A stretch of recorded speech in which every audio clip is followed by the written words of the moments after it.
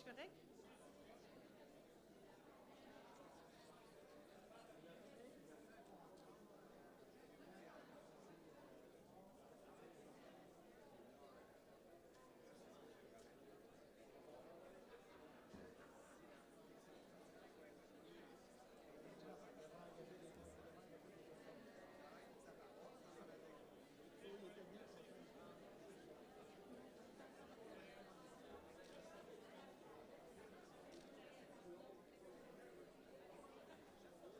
Faut qu'il me donne le cue.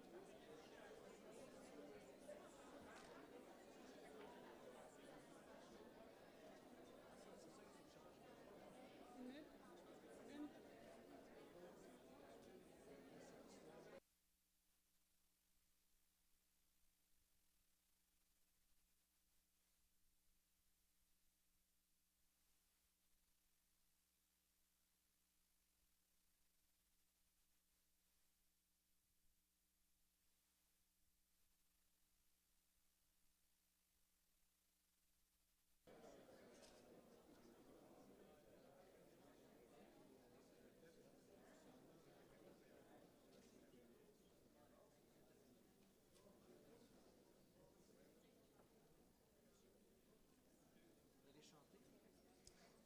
J'attends son cue.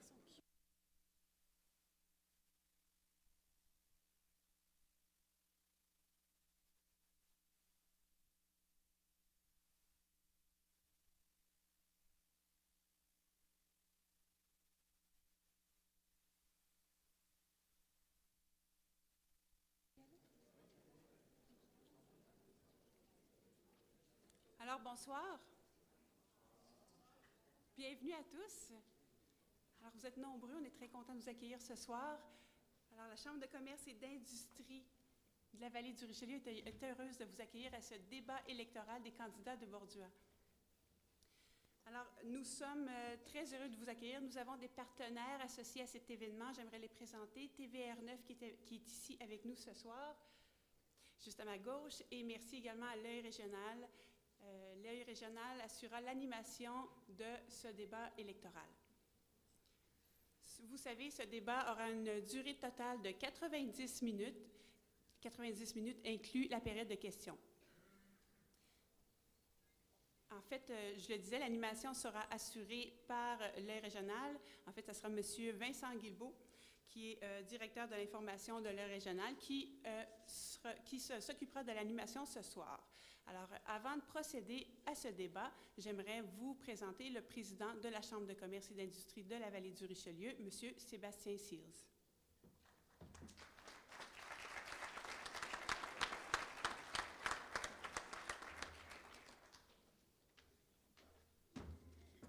Merci beaucoup, Anne. D'ailleurs, Anne Durocher, la directrice générale de la Chambre de commerce. Donc, bonsoir à tous. Bonsoir, chers candidats. Il y a des dignitaires aussi dans la salle, donc je vous salue. Au nom de la Chambre de commerce et d'industrie de la Vallée du Richelieu et du comité organisateur, je vous souhaite, à mon tour, la bienvenue à ce débat électoral du comté de Bordua. Nous sommes très fiers, en tant qu'organisation neutre, de vous présenter ce débat portant sur les enjeux principaux de notre magnifique région. Je vous remercie d'ailleurs, les candidats, d'avoir accepté notre invitation. Donc, je vous les présente. Nous avons avec nous, premièrement, M. Simon Jolin Barrette de la Coalition Avenir Québec. Nous avons M. Jean Murray du Parti libéral du Québec, M. Pierre Duchesne du Parti québécois et M. Jean Falardeau de Québec solidaire. Bonsoir. Comme vous pouvez le voir, il y a seulement 4 partis qui sont présentés devant vous. Nous sommes conscients qu'il y a également d'autres partis qui existent dans le comté. Notre but n'est pas de faire de la discrimination, mais bien tout simplement de calquer la formule du débat national à 4 partis. Ceci dit, je vous invite évidemment, en plus du débat de ce soir, de vous informer dans les médias locaux. Également aussi, vous pouvez appeler et communiquer avec les différents candidats afin de vous informer sur leur plateforme et bien vous renseigner pour prendre votre décision le 7 avril prochain. Je vais les nommer les 3 candidats supplémentaires. Donc, on parle de Marc-Olivier Sioui d'Option nationale, Gilbert Gourde du Parti conservateur du Québec et Michel Lepage du Parti indépendantiste. Ceci dit, l'objectif du débat de ce soir est de connaître l'intérêt des candidats pour la région ainsi que leur position face aux enjeux économiques, environnementaux et sociaux de la région. Nous souhaitons que ce débat puisse être riche en échanges et permettre non seulement aux candidats de s'exprimer sur leurs préoccupations et de présenter les principaux enjeux de leur formation politique pour la région, mais également aux citoyens de poser leurs questions. J'invite tout le monde à procéder avec un grand respect de tous et chacun, même si les opinions sont parfois divergentes. En terminant, je tiens à mon tour à remercier les différents partenaires qui se sont joints à la Chambre de commerce pour la préparation du débat de ce soir, donc les médias locaux, TVR9, l'Œil régional, la Vallée du Richelieu Express et Boom FM. Je remercie également M. Vincent Guilbeault qui va assurer, qui est directeur de l'information à l'Œil régional, qui va s'assurer d'agir comme animateur de la soirée, et Mme Suzanne Blanchet pour la mise en ligne du débat sur Twitter. Vous pouvez justement suivre le compte CCIVR sur Twitter ou utiliser le mot-clic communément appelé un hashtag débat Bordua. Sur ce, je vous souhaite à tous un bon débat. Donc, je vais maintenant céder la parole à Vincent Guilbeault pour assurer la gestion, l'animation du débat. Donc, bonne soirée à tous.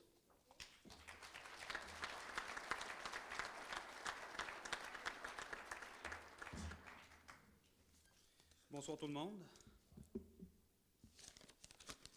Donc, je ne perdrai pas de temps. Je vais vous exposer tout de suite la fonction, le déroulement de la soirée.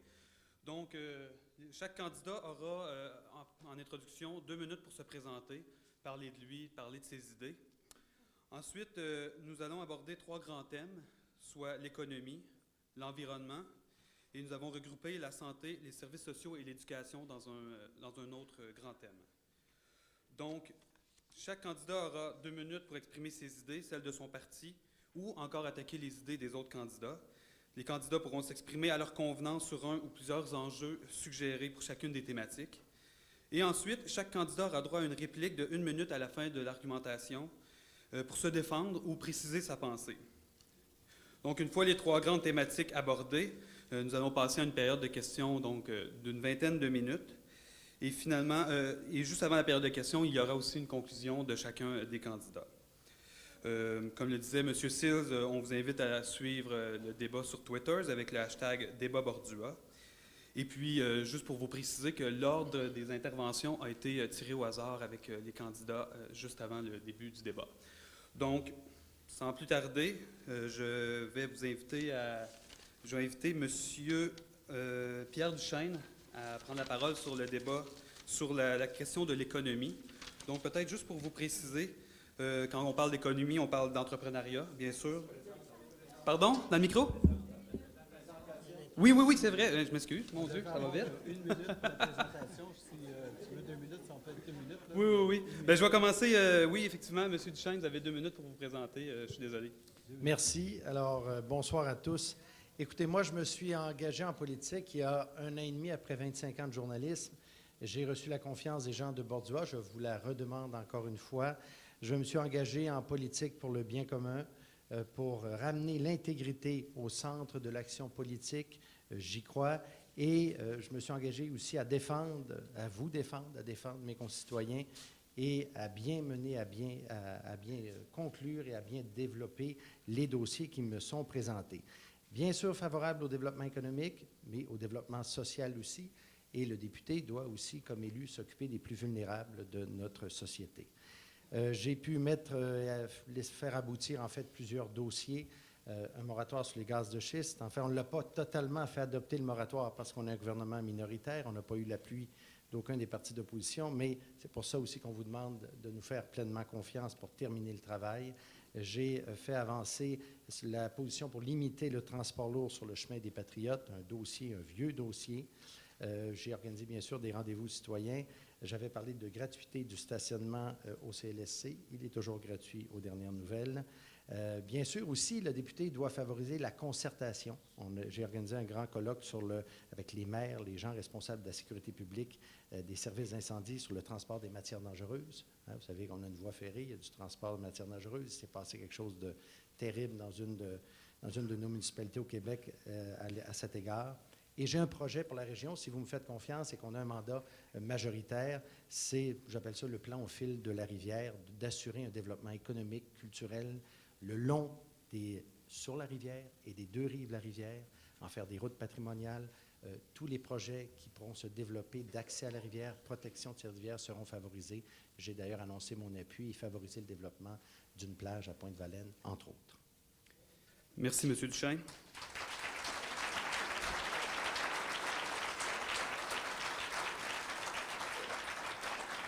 Je passe la parole à M. Murray. Oui. Alors, bonsoir tout le monde. Merci beaucoup à la Chambre de commerce d'organiser cette soirée. Mon nom est Jean Murray. Je demeure à Saint-Marc-sur-Richelieu depuis 27 ans. Je suis impliqué en vie politique depuis 20 ans. J'ai été 16 ans comme conseiller municipal et 4 ans en tant que maire. J'ai un certificat en gestion des systèmes d'information au HEC en gestion. Je suis connu dans tous les sphères de la MRC comme un homme très impliqué, un homme de terrain. Et c'est comme ça que je veux que les gens me perçoivent, je veux que ce soit que les gens me voient comme ça. Je suis là, je suis implanté dans le comté et je compte bien y rester également. Alors, les organismes, c'est tous des organismes qui vous représentent au nom de la MRC, que ce soit le comité local de développement, le comité régional des élus. Ce sont des gens qui travaillent dans plusieurs sphères, autant du côté social que du côté affaires, pour faire en sorte que le comté soit au niveau de l'emploi et économiquement parlant, que ça travaille bien. Le dépliant que vous avez, une copie du dépliant à la porte d'entrée, me représente très bien. Parce que dans mes engagements, c'est très clair mes engagements, je veux travailler de concert avec les partenaires du milieu pour améliorer la sécurité sur la rivière Richelieu. Je veux rencontrer les organismes, tous les organismes, que ce soit communautaires ou d'affaires, de façon régulière et structurée. Et ça, compte tenu que je suis dans le comté, alors ça va être très facile pour moi de le faire. Déjà, je le fais. Je veux préserver l'autonomie de nos personnes aînées. Je veux améliorer l'accès aux soins de santé. Il y a déjà des très bons pas de fait là-dessus. Lutter contre le décrochage scolaire, comme la ligne du parti également. Stimuler la création d'emplois en aidant nos PME. On a surtout des PME dans le comté, alors il faut travailler beaucoup avec les PME. Faciliter le transfert des entreprises agricoles, parce que souvent on parle de beaucoup de choses, mais on oublie l'agriculture. Mais la relève agricole est extrêmement importante, surtout dans notre comté. Et un respect, et je le dis bien, un respect ultime de l'environnement. Merci et bonne soirée. Merci, M. Murray. M. Jolin Barrette, maintenant. Merci. Alors, bonsoir à tous. Je suis extrêmement content d'être ici ce soir pour débattre des idées que la Coalition Avenir Québec a à vous proposer pour la région. Tout d'abord, je vais vous parler de moi un peu. J'ai grandi à Mont-Saint-Hilaire. J'ai étudié, j'ai été élève à l'école au fil de l'eau. Par la suite, j'ai réalisé mes études secondaires à l'école secondaire Audias-le-Duc.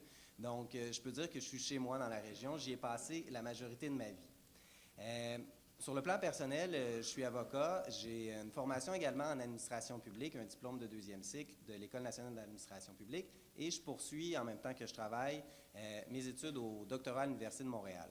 Dans mon emploi de la vie de tous les jours, je travaille pour le contentieux de la Ville de Montréal en tant qu'avocat. Donc, je suis habitué à défendre les intérêts des citoyens. Je défends présentement les intérêts des citoyens de la Ville de Montréal et je vous demande votre confiance le 7 avril prochain pour défendre vos intérêts à vous, aux gens de Bordua. Donc, à la fois la population, les commerçants, au niveau économique, social, dans la région. Moi, j'ai joint la Coalition Avenir Québec dès sa fondation en 2011. J'ai joint la Coalition Avenir Québec parce que la question nationale que M. Legault voulait évacuer du débat pour se concentrer sur les véritables enjeux des Québécois, ça m'a charmé. Parce que depuis les 40 dernières années, on vote toujours en fonction qu'on est soit fédéraliste, soit souverainiste. C'est important pour nous, pour notre avenir, pour l'avenir de nos enfants, de se concentrer véritablement sur les problèmes du Québec. On doit s'assurer qu'on va pouvoir continuer à avoir nos programmes sociaux. Comment on doit faire ça pour s'assurer de maintenir la pérennité de nos programmes sociaux? Bien, c'est en créant de la richesse collective. Il faut favoriser l'entrepreneuriat au Québec. Il faut favoriser le développement des entreprises pour créer des emplois de qualité. Donc, nous, à la Coalition Avenir Québec, on a 3 propositions principales. L'intégrité, ramener la confiance des gens en politique, ramener la confiance, évacuer le cynisme des gens. Je vais vous poursuivre tout à l'heure. Merci. Merci.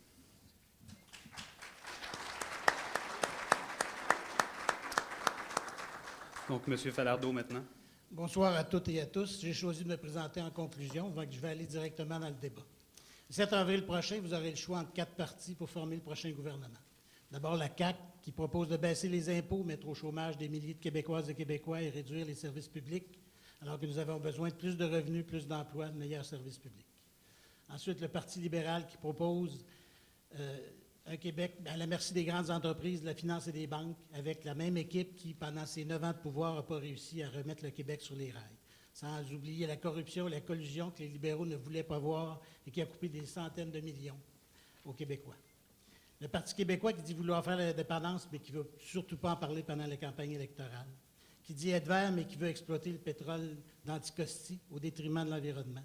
Qui dit être social-démocrate, mais qui renonce à ses promesses de faire disparaître la taxe de santé, qui renonce à augmenter l'impôt des mieux nantis, la grande entreprise, mais qui n'hésite pas à diminuer les prestations de l'aide sociale de milliers de concitoyennes et concitoyens les plus démunis. Le PQ qui fait une place au roi Pierre-Carl Péladeau en ayant pris soin de rayer de sa plateforme les modifications pourtant nécessaires à la loi anti-SCAB. Et il y a Québec solidaire qui s'engage à enclencher dès le début de son mandat le processus qui va mener à la souveraineté, qui va soumettre un référendum après avoir préparé une constitution du Québec. Québec solidaire qui propose un Québec vert, qui interdira l'exploitation du gaz de schiste partout sur le territoire québécois, qui va réduire de façon majeure sa dépendance au pétrole en électrifiant les transports en commun, en augmentant massivement l'offre des transports et réduisant les coûts. Québec solidaire qui propose un Québec juste pour qui l'économie sera au service des citoyens, qui verra redistribuer plus équitablement la richesse, un petit peu de nervosité, qui va augmenter les impôts des grandes entreprises qui paient moins d'impôts que vous et moi en passant, et qui va empêcher excusez-moi, qui va réduire les paradis fiscaux, là où les banques et les grandes entreprises cachent des milliards de dollars et après ça nous font croire qu'on n'est pas capable de se payer nos services. Donc, je vous invite le 7 avril à voter Québec solidaire. Merci, M. Falardeau.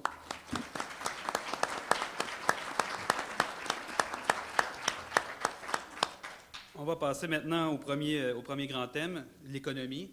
On a ciblé les enjeux dans la région. En fait, les candidats peuvent discuter de tous les enjeux qu'ils veulent. On a quand même souligné peut-être les enjeux de l'entrepreneuriat, de développement commercial et industriel, de transport intermunicipal. L'économie, c'est aussi le tourisme et l'investissement en culture. Et finalement, le fardeau fiscal et peut-être aussi les enjeux municipaux. Donc, je cède la parole à M. Jolin Barrette. Merci. Donc, sur le plan de l'économie, au niveau de l'entrepreneuriat, la Coalition Avenir Québec est un parti d'entrepreneurs. Nous, on vise à ce que l'économie du Québec se développe. M. Legault a fondé sa propre entreprise, Air Transat. Il est le seul chef de parti à avoir créé des vrais emplois.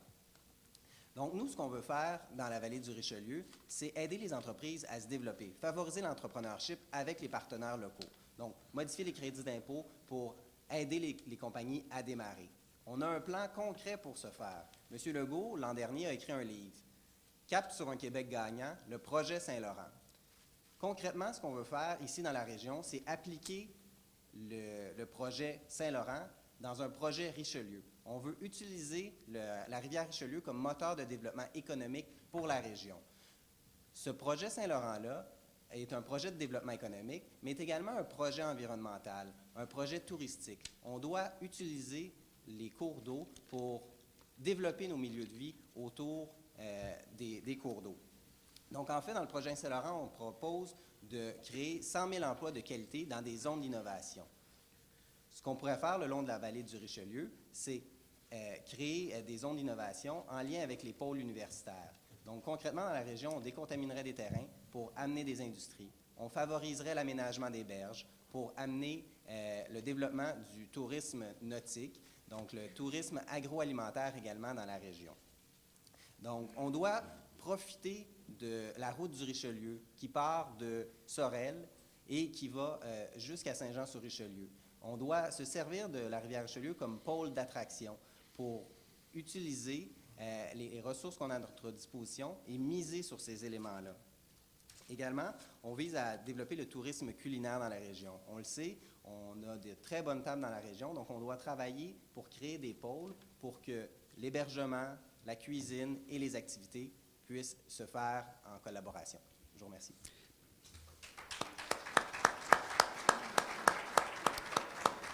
Merci. Je passe la parole à M. Pierre Duchesne.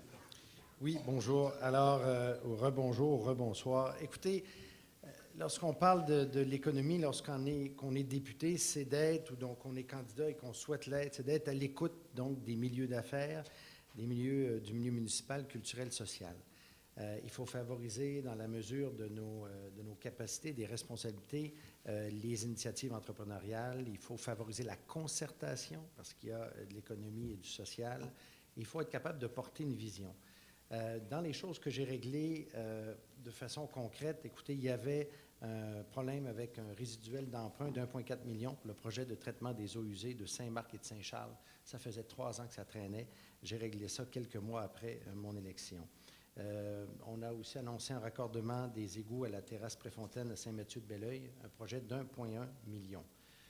Nous appuyons et nous avons financé, donné une subvention d'1,4 million au Centre des loisirs de Belleuil, où est logé, où sera logé, entre autres, le club de gymnastique L'Arabesque. Peut-être plusieurs d'entre vous le connaissent. Il y a plusieurs centaines de membres et ils auront un endroit maintenant acceptable pour les jeunes athlètes. C'est aussi de soutenir des festivals. Il y a le festival Chant de Vienne qui s'est installé ici dans la région, dans un des villages, et d'aider les PME. Nous avons permis par un soutien, un ajout de traitement des eaux pour les vergers Jaudoin, une entreprise familiale qui est à Saint-Jean-Baptiste, qui est là depuis bien longtemps. On est à la, je crois, 4e génération. Et pour les agriculteurs, le gouvernement du Parti québécois a bonifié le programme d'appui financier à la relève agricole, le programme de la financière agricole, en augmentant les subventions pour l'établissement pour le premier niveau de formation et en élargissant les subventions pour les jeunes entrepreneurs agricoles. Le plan au fil de la rivière dont je vous parlais tout à l'heure vise à appuyer des projets concrets, l'accès à la rivière, quand les gens ont accès à la rivière par des quais, des pistes cyclables ou la croisière, ils sont conscients de la valeur de la rivière et deviennent des défenseurs même de la beauté de cette rivière. Merci, M. Duchesne.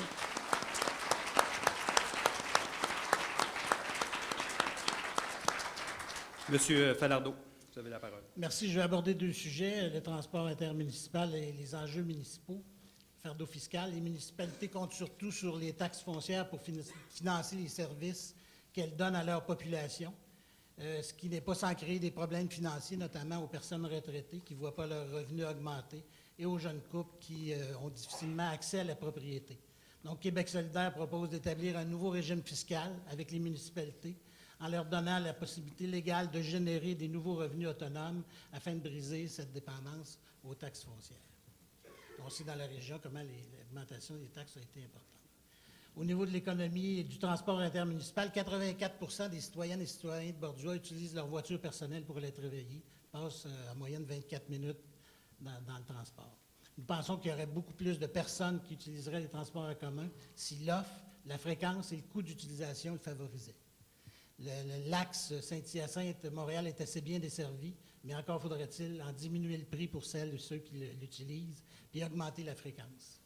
On pense aussi qu'il faut que ce soit attrayant et avantageux pour tout le monde, même pour les utilisateurs peu fréquents, pour qui actuellement c'est plus économique de prendre leur voiture pour aller travailler à Montréal, par exemple, que de prendre les transports en commun. Et ça n'a pas de bon sens. Et le transport intermunicipal est à peu près inexistant.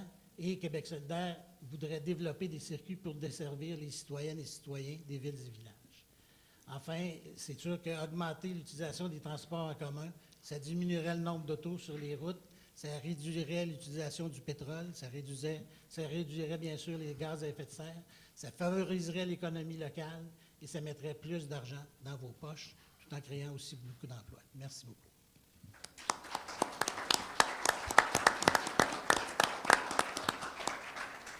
M. Murray, maintenant. Merci beaucoup. Alors, on va se dire les vraies affaires. Dans Bordua, dans Bordua, on a des centaines et des centaines de PME. On a une expertise multidisciplinaire dans Bordua.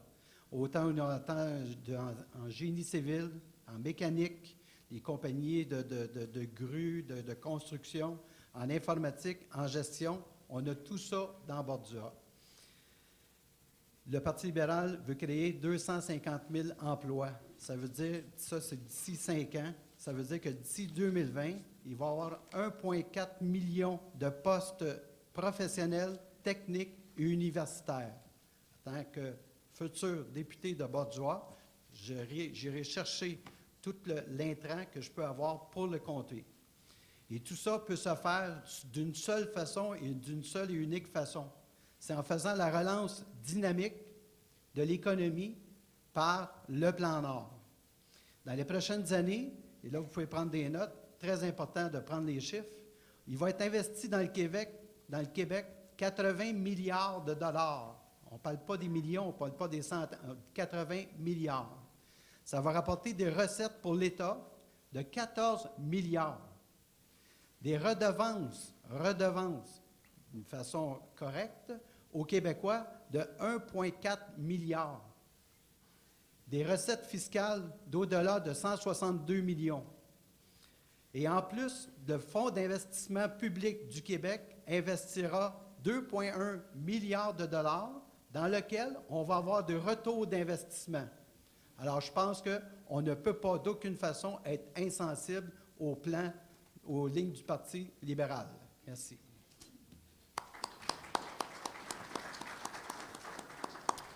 Donc maintenant, c'est la période de réplique. Chaque candidat peut prendre la parole à son choix dans l'ordre qu'il veut. 1 minute 30 pour pouvoir répliquer et puis exprimer son opinion. Monsieur Jolin Barrette. Parfait. Alors, je suis extrêmement content d'entendre M. Duchesne parler de son projet Au fil de la rivière. Vous savez, nous, on a déjà développé notre politique il y a environ 1 année avec le projet Saint-Laurent. Donc, essentiellement, c'est la mise en application de nos propositions sur le Richelieu. Donc, c'est ce qu'on va faire.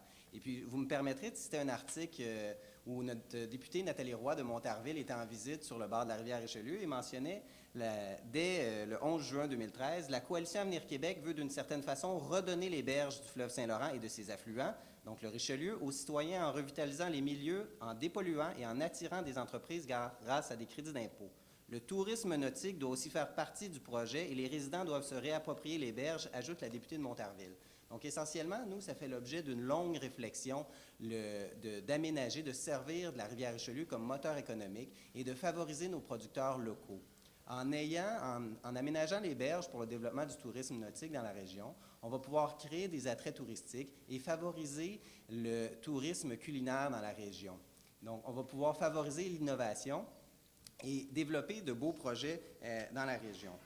On vise également à promouvoir les produits locaux qui sont produits dans la région et notamment à favoriser les aliments du Québec, donc à favoriser l'étiquetage et la diffusion de ces aliments-là partout au Québec et dans le monde entier. Merci. Est-ce que vous voulez prendre la réplique, M. Duchesne? Oui. Écoutez, les vraies affaires. Bon, les vraies affaires. Alors, on va... Oui, écoutez, la lutte à la corruption, ça fait partie des vraies affaires. Et quand on parle d'économie, la lutte à la corruption, c'est une question économique, ça. Nous avons tous payé pendant des années 20 à 30 trop cher pour les chantiers sur les routes du ministère des Transports, les ponts et viaducs. Pourquoi? Parce que l'Ancien Régime a maintenu de la collusion et a laissé aller les choses se dégrader. Alors, résultat, quand vous faites une lutte à la corruption, le gouvernement de Pauline Marois est arrivé au pouvoir et en 18 mois, et pendant les 8 mois, on a juste mesuré, les 8 mois de 2013, le ministère des Transports a sauvé 240 millions de dollars. Pourquoi? Parce que tout à coup, le résultat des appels d'offres, c'était 16 % en bas de l'estimation du ministère des Transports. Tiens, pour la première fois, les résultats étaient en bas. Il y a des gens, le camp de la peur avait changé de bord, là. Hein? Bon. Ici, dans le comté, concrètement, moi, je rencontre des gens, on rencontre des entrepreneurs. J'en ai rencontré un qui fait des contrats de voirie, d'infrastructure. Il m'a dit, on est bien content, le PQ, que vous soyez revenu, parce qu'il dit, maintenant, notre entreprise, on peut aller bider à Montréal sur des travaux. On ne pouvait pas avant. Hein? Vous savez, vous comprenez pourquoi. Alors, c'est ça aussi, les vraies affaires. Merci.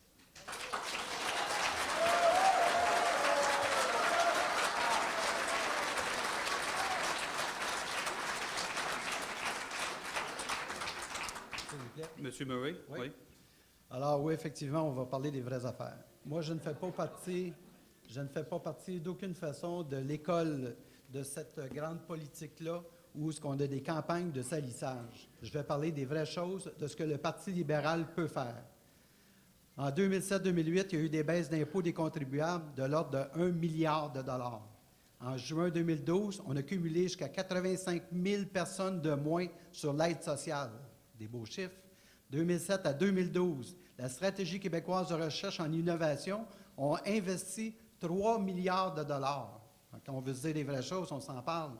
En 2014, on veut, dans l'entrepreneuriat, 450 millions de dollars. Alors, je pense que pour Bauduas, on va être capable d'aller chercher quelques sous là-dedans. Un programme majeur de construction et de restauration des infrastructures de 1,5 milliard par année.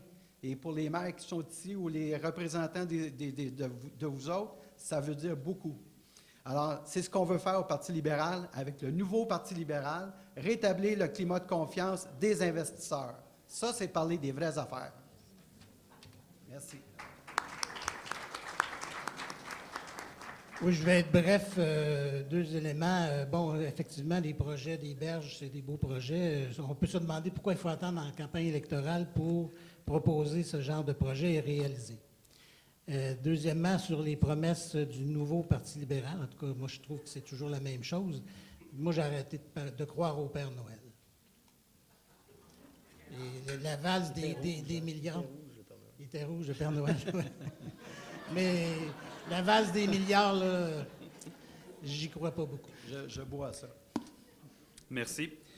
Donc, on va passer maintenant au thème de l'environnement. Vous pouvez les applaudir.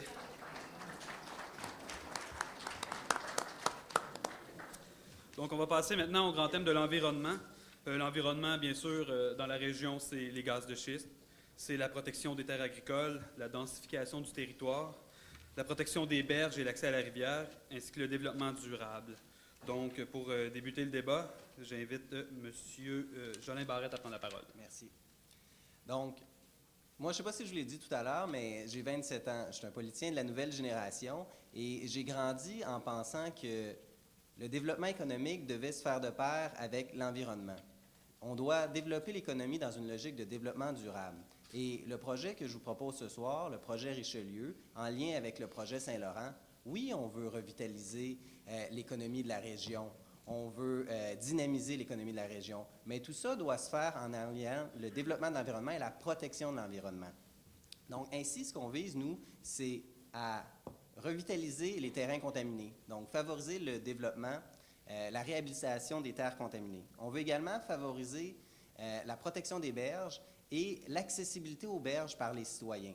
Notamment, le cas du projet de la plage à Otterburn Park, c'est un projet qu'on appuierait parce que la rivière, trop souvent, on ne peut pas y accéder, on ne peut pas jouir des activités qu'on pourrait y réaliser. Donc, les citoyens doivent être en mesure de pouvoir utiliser. Également, vous savez, on vise à dépolluer les cours d'eau, à améliorer le traitement des eaux usées pour qu'on puisse utiliser cette source d'eau potable-là à bon escient. Donc, on vise vraiment en matière d'environnement à allier les valeurs de développement économique et de développement durable. Merci.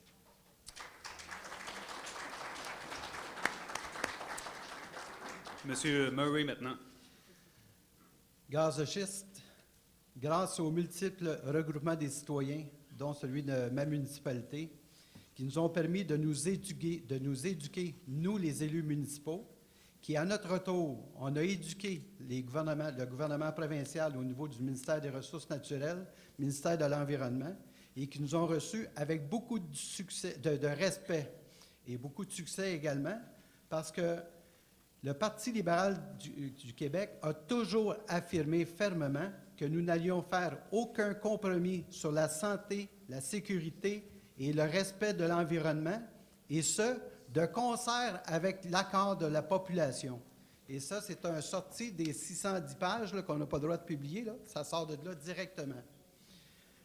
Le plan Nord encore, un projet de développement durable et responsable, c'est de l'énergie propre et renouvelable. Ça vient de nos propres richesses naturelles. Il faut les exploiter. Merci.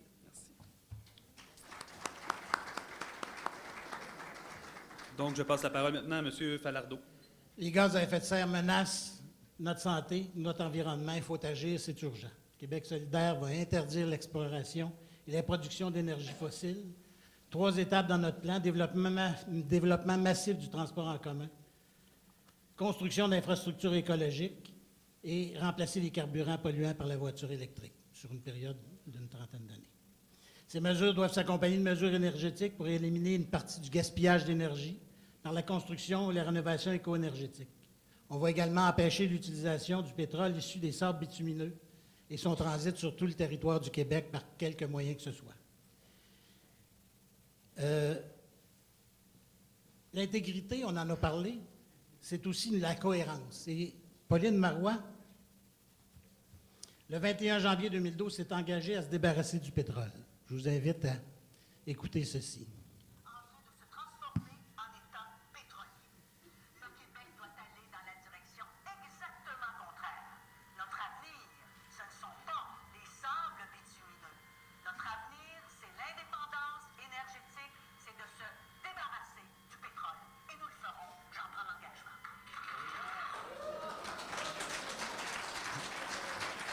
Tout est inédit. C'est terminé? Oui? Oui, pardon. Monsieur Duchesne.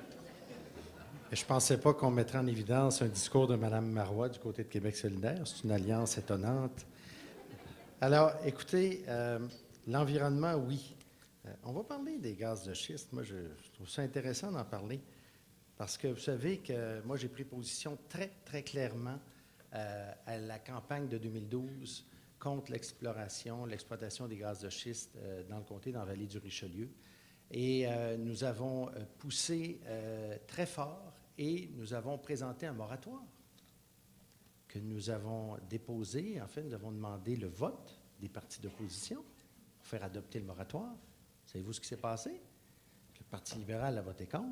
D'ailleurs, rappelez-vous, le gaz de schiste, il faut quand même un peu de mémoire. Là. Tous les lobbyistes des cabinets ministériels des libéraux qui travaillaient pour l'Association gazière et pétrolière, là, hein? C'était le même monde, ça, là.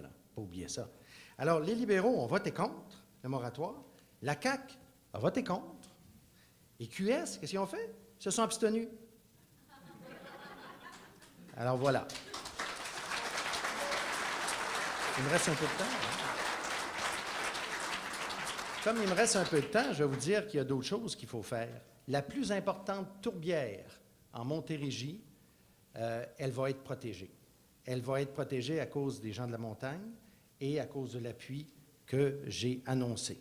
Et c'est un don aussi, une bonne partie de ce territoire-là vient d'un agriculteur généreux. Ça, c'est des choses concrètes. Protection du corridor vert, protection de la montagne. S'il y a un développement immobilier à Saint-Hilaire dans la zone A16, prudence. Il faut veiller à protéger la montagne et le système, les routes là-bas sont très, très lourdement fréquentées. Il faut y aller donc doucement et je m'engage là-dessus à aider, bien sûr, le maire de Saint-Hilaire, le comité de citoyens du coin, à bien négocier avec la MRC pour voir à peut-être moduler la densité lorsqu'on parle de développement immobilier, parce que la montagne, c'est important. Merci.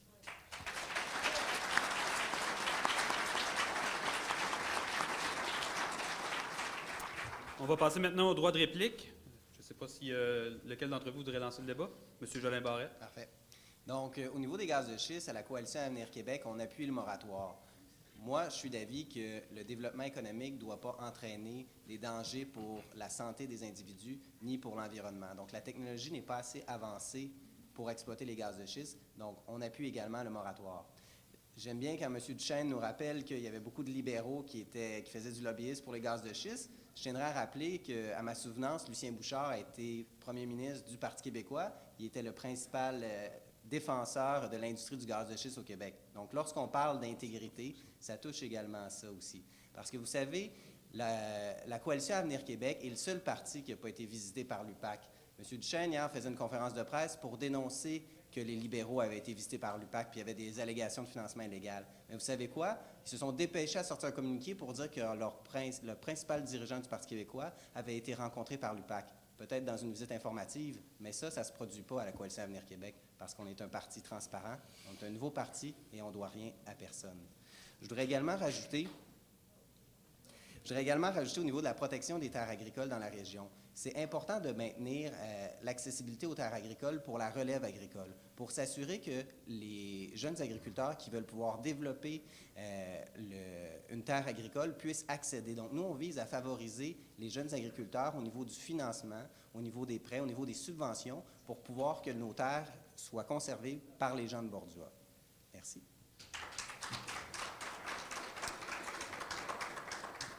Monsieur Falardeau? Oui, je suis surpris d'entendre M. Duchesne se réjouir d'entendre Mme Marois s'engager à se débarrasser du pétrole alors qu'elle fait exactement le contraire en développant le pétrole d'Anticosti. Elle va exactement... Elle renie une de ses promesses, un de ses engagements, comme plusieurs engagements qu'elle a reniés à la suite de la dernière campagne électorale. Donc, je ne pense pas qu'il y ait à se réjouir, M. Duchesne, d'entendre Mme Marois en direct, dans le fond, nous mentir.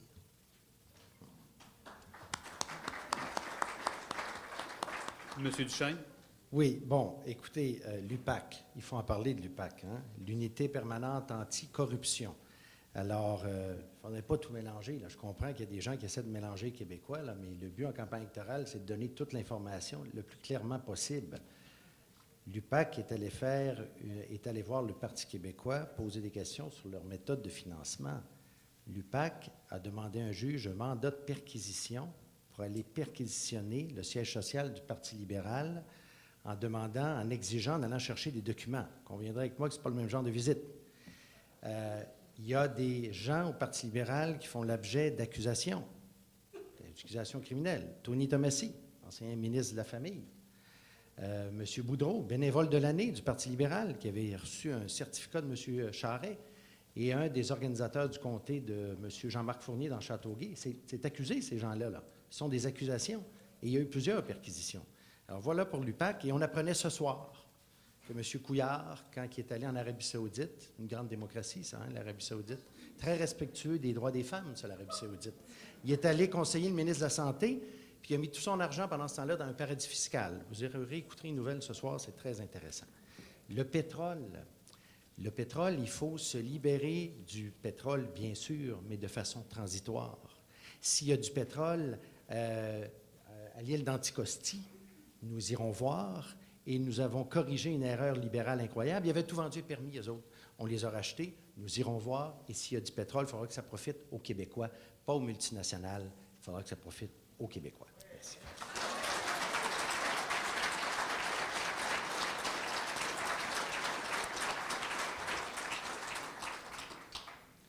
Donc, Alors, M. merci. Murray, si vous voulez... Encore une fois, je vais répéter souvent au cours de ma carrière provinciale, salissage politique, je déteste ça, je n'embarque pas là-dedans.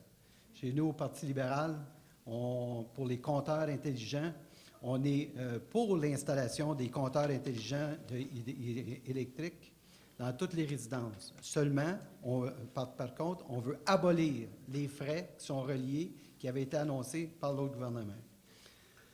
L'indépendance, oui, mais l'indépendance énergétique, c'est une priorité, comme j'en parlais tantôt. On vise à atteindre, et encore là, c'est des chiffres, prenez-les en note, 300 000 véhicules électriques d'ici 2020. 95 du transport collectif électrique d'ici 2030. Le développement, encore là, du plan Nord, en énergie propre, renouvelable, c'est la vraie affaire, c'est ce qu'on doit faire. Merci.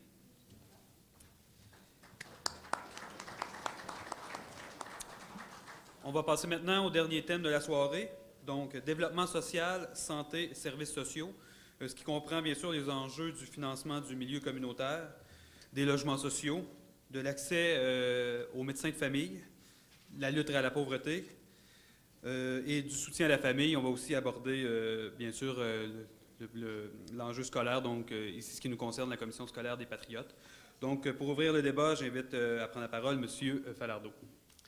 J'aborderai 3 éléments sur ce sujet, le financement du milieu communautaire, l'accès à un médecin et l'éducation. Les groupes communautaires mettent beaucoup de temps à rechercher les subventions, ce qui enlève ce temps-là à la réalisation de leur mission. Et lorsque les groupes voient leurs subventions réduites, c'est plus difficile. Ils doivent remettre encore du temps pour chercher les subventions. Et lorsqu'ils n'en trouvent pas, se voient souvent réduits à laisser de côté certains aspects de leur mission. Québec solidaire reconnaît le rôle indispensable des organismes communautaires, incluant ceux qui défendent les droits et les groupes écologistes et les organismes du réseau associatif Loisirs. Donc, à cet effet, Québec solidaire va respecter l'autonomie de leur organisation et rehausser progressivement le financement de leur mission de base de façon à permettre d'atteindre les objectifs préconisés dans la politique d'action communautaire autonome. Sur l'accès aux médecins, c'est une préoccupation des citoyennes et citoyens de Bordua, bien sûr.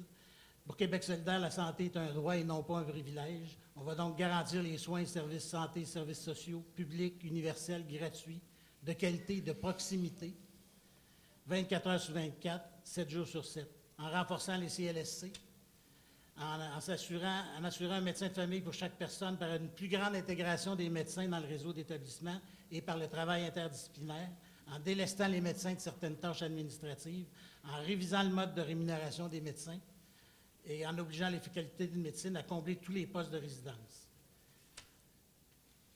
en médecine familiale.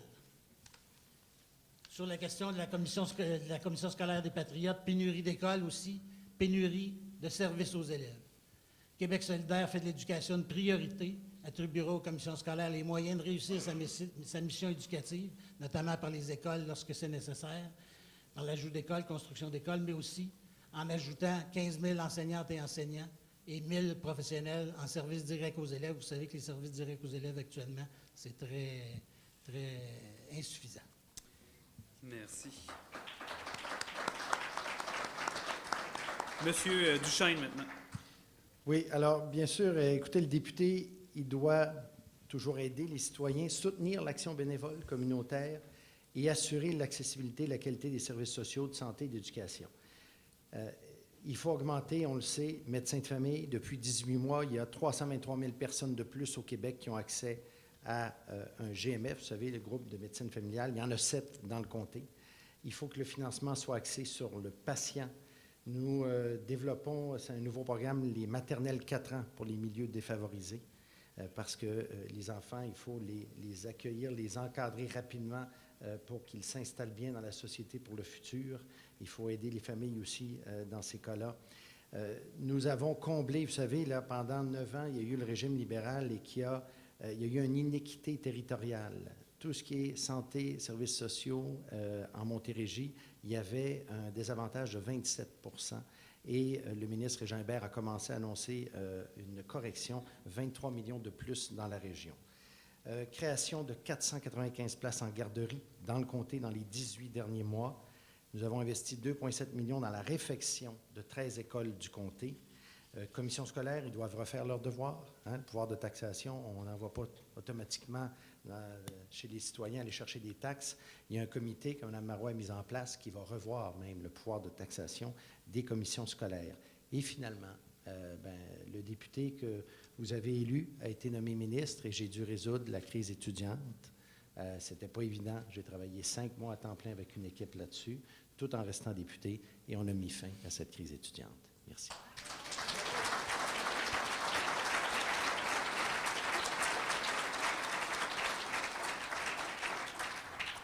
Monsieur Jolin Barrette. Oui. Donc, l'accès à un médecin de famille est encore difficile au Québec et également dans la région. Donc, nous, on pense que, en fait, la moitié du budget de l'État québécois est consacré environ à la famille. Donc, on ne pense pas que c'est un problème de financement, mais c'est plutôt un problème d'organisation. Donc, nous, ce qu'on veut faire, c'est diminuer la bureaucratie, éliminer les agences de santé et donner davantage de services à la population. Rapprocher les services des gens. Donc, partir du ministère de la Santé et envoyer l'argent directement dans les hôpitaux, dans les centres, dans les CLSC. Donc, on vise à également modifier le mode de rémunération des médecins afin de favoriser la prise en charge d'un nombre de patients. Présentement, les médecins sont rémunérés à l'acte. Si on change le mode de rémunération pour avoir un mode de rémunération mixte qui favorise la prise en charge, à ce moment-là, les gens vont pouvoir accéder plus facilement. Il va y avoir un incitatif pour les médecins à avoir davantage de patients. Également, on vise à éliminer la taxe santé. Donc, le Parti québécois s'est engagé à éliminer la taxe de 200 $ par individu au niveau de la taxe santé. Vous êtes déjà très taxé. Au lieu de toujours rechercher davantage d'argent dans vos poches, nous, ce qu'on dit, c'est que l'État québécois a un exercice de rationalisation à faire au niveau de sa gestion des dépenses. Il faut offrir davantage de services à la population sans les taxer davantage. Également, on ne parle pas beaucoup de nos aînés, mais nous, à la Coalition Avenir Québec, on croit qu'il faut investir pour les aînés, à la fois pour le maintien en domicile. M. Legault a développé une politique financière pour favoriser le maintien à domicile de nos aînés et également les soins qui sont donnés à nos aînés en CHSLD. Donc, il faut améliorer les services à nos aînés qui ont bâti le Québec qu'on connaît aujourd'hui. On est redevable envers eux. Également, nous, on vise à valoriser le rôle de l'infirmière, à élargir son champ de pratique, de façon à ce que l'infirmière puisse donner faire certains actes médicaux que le médecin actuellement fait, de sorte où ce n'est pas toujours nécessaire d'aller voir le médecin. Merci.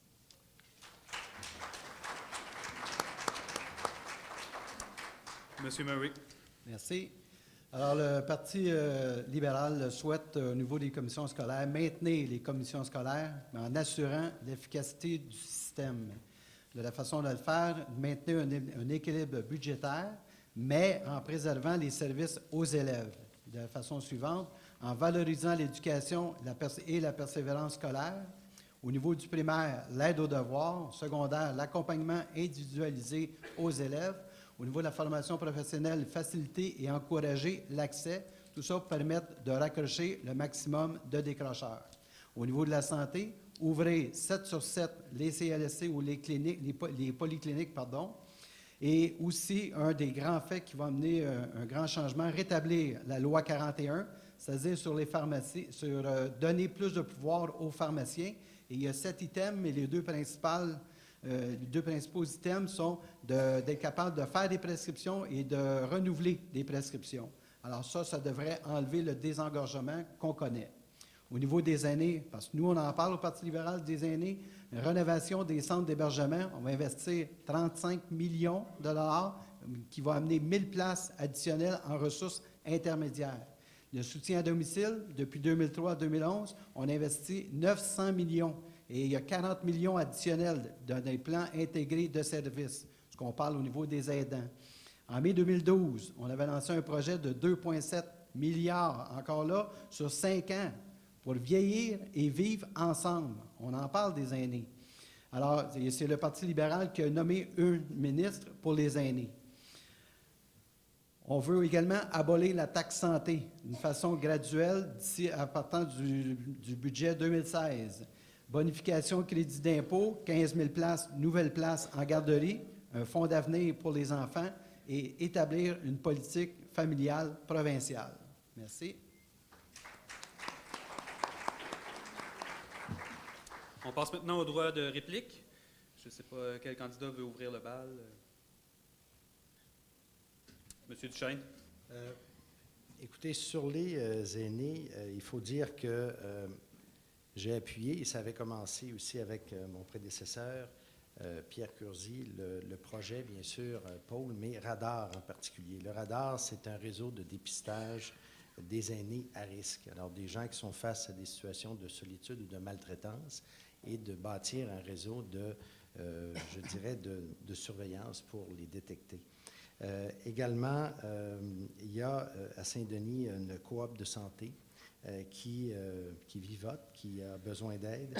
Et j'ai fait des interventions auprès de l'Agence de santé de la Montérégie, en fait, pour assurer le financement et voir si on ne peut pas essayer d'en faire un GMF. En tout cas, on va regarder ce qu'on peut faire, mais il faut préserver cette coop de santé à Saint-Denis. Nous sommes le seul parti avec Véronique Yvon qui parle des enfants autistes, d'avoir une politique là-dessus, d'aider les parents surtout. Nous avons été incapables de faire adopter le projet, vous le savez, Mourir dans la dignité. Les partis d'opposition ne nous ont pas permis de le faire. Nous avons besoin de votre confiance pour revenir de façon majoritaire et terminer ce type de travail. J'ai ici dans le comté beaucoup appuyé la Société Alzheimer, la lutte contre le cancer, parce que maintenant, On le sait, beaucoup de gens, 1 sur 3, 1 sur 2 sont atteints du cancer, mais ce n'est plus comme à une certaine époque. Quand vous avez le diagnostic du cancer aujourd'hui, on sait qu'il y a moyen de le vaincre, on sait qu'il y a moyen, il y a des gens d'ailleurs de très beaux témoignages qui vont survivre à 3 cancers. Ça, c'est des combats qui sont dans la dignité et c'est le rôle aussi du député de pouvoir appuyer les petits comme les grands efforts. Merci.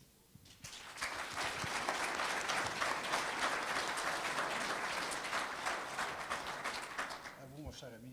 Bon, je vais y aller. Donc, je vais vous parler du soutien qu'on veut offrir aux familles. J'ai déjà mentionné qu'on voulait abolir la taxe santé de 200 $ par individu. On veut également abolir la taxe scolaire de 600 $ par famille. Donc, environ une économie de 1 000 $ par famille. Nous, on approche une logique où on veut donner des services à la population. On pense qu'on doit diminuer la bureaucratie, notamment la transformation des commissions scolaires. On souhaite transformer les commissions scolaires en des centres de services pour donner davantage d'autonomie aux écoles, donner davantage de ressources aux écoles pour engager des spécialistes selon les besoins de chacune des écoles. Donc, toujours, on est dans une logique de rapprochons les services de la population du milieu de vie. Également, on a annoncé une politique qu'on veut mettre en place au niveau du dépistage des difficultés d'apprentissage pour les enfants à partir de l'âge de 3 ans. Parce que, vous savez, pour un enfant qui a des difficultés d'apprentissage, le plus tôt il est pris, le plus tôt on peut l'aider à ce qu'il puisse s'épanouir dans la vie et qu'il ne soit pas en attente des services pendant 1, 2, 3 ans avant qu'il soit diagnostiqué et qu'on lui donne les ressources appropriées. Donc, pour nous, c'est une priorité. Également, on vise à développer au secondaire des programmes de tutorat pour aider les jeunes à faire un choix de carrière. Également, on veut rajouter des conseillers en orientation dans les écoles parce que vous savez, à 16-17 ans, parfois, c'est difficile de faire un choix dans la vie et ça va avoir un impact pour le reste de notre vie. Donc, on pense qu'il faut donner davantage de ressources aux écoles, donner davantage de ressources aux parents. Également, nous, on s'engage à adopter une charte des contribuables. Qu'est-ce que ça veut dire, ça? On s'engage à ce que les taxes et tarifs n'augmentent jamais plus que l'inflation. Merci. Monsieur Falardeau. La loi sur l'aide médicale à mourir n'a pas été adoptée parce que le gouvernement du PQ voulait se dépêcher à renier sa loi sur les élections à date fixe pour aller en élection. Une élection dont ça serait bien passé. La crise étudiante, le gouvernement du PQ l'a réglée en indexant, on va mettre ça en guillemets, habituellement l'indexation c'est au coût de la vie, à 3 %, donc plus haut que le coût de la vie, à des étudiants qui ne gagnent pas très cher déjà. Donc, en indexant ad vitam aeternam les droits de scolarité et en réduisant le crédit d'impôt, ce qui fait que des parents qui ont plusieurs enfants dans les études supérieures voient très bien la grosse augmentation des droits de scolarité. Sur les commissions scolaires, le Parti québécois a continué la politique des libéraux de réduire de façon massive les subventions aux commissions scolaires, ce qui a fait que ça réduit les services professionnels. J'ai moi-même été professionnel de commission scolaire, je sais de quoi je parle. Et on parle de services. Là, je suis content d'entendre la CAQ qui dit ça parce qu'ils veulent réduire aussi les commissions scolaires et faire disparaître les commissions scolaires et laisser les écoles à elles-mêmes, ce qui n'a absolument aucun bon sens parce qu'elles devront engager du monde au niveau administratif et réduire les services directs aux élèves. Donc, je pense que les solutions que le PQ a apportées ne sont pas extraordinaires. Monsieur Murray, si vous voulez. Merci, c'est gentil. Alors, j'ai parlé tantôt du soutien aux familles par rapport à la santé, qu'est-ce qu'on va faire pour les aînés. Je vais aller sur un autre plan au niveau de l'agriculture, soutien aux familles au niveau de l'agriculture. On veut assurer la relève par rapport à sortir une fiscalité plausible lors du transfert des fermes vers les familles. Exempter d'impôts le transfert d'entreprises des fermes, mais aussi, et j'ai choisi mon mot, alimenter l'industrie agroalimentaire dans la transformation du maïs, du chanvre et de toutes sortes de cultures. Et c'est vraiment extraordinaire lorsqu'on en est dans la technologie de tout ce qu'ils peuvent faire avec les grains de maïs. De plus, je reviens au plan économique. Le Québec, il ne faut pas oublier que le Québec importe 14 milliards en produits pétroliers annuellement. Alors, tantôt, dans quelques années, quand on va devenir indépendant et d'une façon énergétique, le PLQ énergétique, vous n'avez pas le droit de réplique. Alors, indépendant au niveau du plan énergétique, bien là, avec cette économie dans les 14 milliards, Le Parti libéral croit que cet argent devrait d'abord servir à financer nos soins de santé et l'éducation de nos enfants. Alors, on pense plus loin. On crée l'avenir. Merci. Eh bien, merci. Et voilà, les 3 enjeux, les 3 grands thèmes ont été déjà abordés. On passe maintenant à la conclusion de ce débat. Donc, chaque candidat aura 2 minutes là, pour clore la discussion.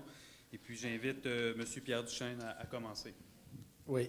Bien, écoutez, en conclusion, c'est bien sûr d'avoir votre confiance pour être capable. Juste question d'appoint. Excusez-moi, on ne prend pas la période des questions avant? Non, finalement, non, c'est la conclusion en premier. Ah oui? Excusez-moi, M. Duchesne.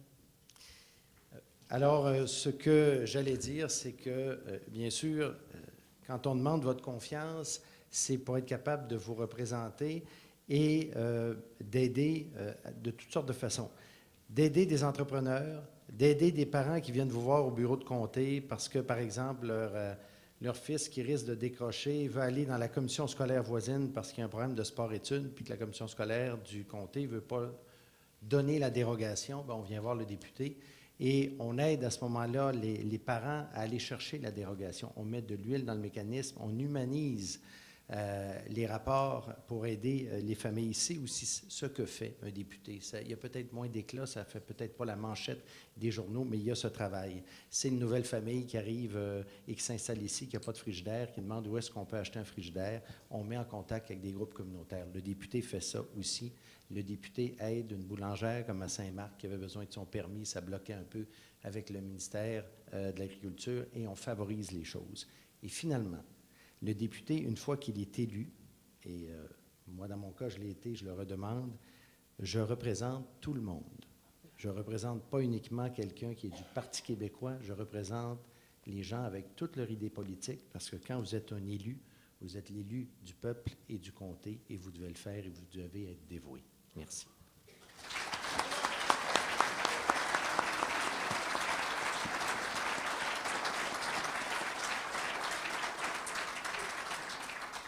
Monsieur Murray.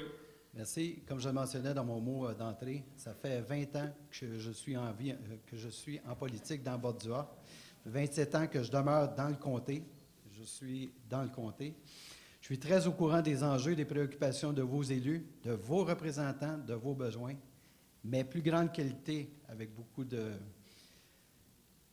Être à l'écoute des gens. Mes plans d'action sont basés sur des résultats. Et j'ai travaillé 32 ans dans le domaine des affaires chez Bell Canada, là où on parlait des vraies affaires. Un point important, il est vital, je crois qu'il est vital d'élire dans Bordua un candidat dont son parti sera au pouvoir. Créer l'avenir ensemble en s'occupant des vraies affaires dans Bordua, pour vous autres. Merci.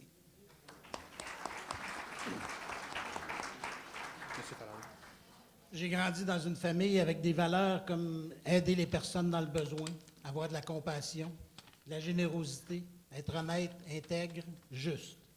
J'ai travaillé comme conseiller d'orientation dans une commission scolaire à aider des centaines d'adultes à définir un projet d'avenir.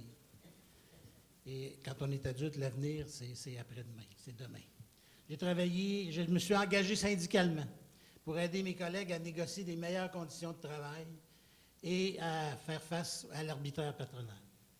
J'ai présidé la Fédération des professionnels de l'éducation du Québec, 7000 professionnels, psychologues, conseillers d'orientation, psychoéducateurs, et négocié des services de plus en plus, mais qui sont toujours nettement insuffisants, des services professionnels aux élèves qui laissent de côté beaucoup trop d'élèves, malheureusement, et qui les amènent vers l'échec. J'ai travaillé toute ma vie selon mes convictions et j'en suis fier. Sur le plan politique, j'ai été indépendantiste au RIN, au MSA, au PQ. J'ai voté PQ plusieurs fois malgré les mesures inacceptables dont j'ai été victime comme travailleur de l'éducation. J'ai voté oui aux 2 référendums, mais je n'ai pas cessé de croire que le Québec pouvait devenir un pays. J'ai voté avant les dernières élections, un vote stratégique, mais j'ai été déçu. Aux dernières élections, j'ai décidé de voter pour mes convictions. Je n'ai pas été déçu. J'ai trouvé en Québec solidaire un parti qui représente mes valeurs, qui met les citoyennes et les citoyens au cœur de ses préoccupations, qui veut faire un Québec vert, juste et libre. J'ai décidé de me présenter cette fois-ci pour défendre ces mêmes valeurs à l'Assemblée nationale. Pour l'amour de Bordua, je vote Québec solidaire.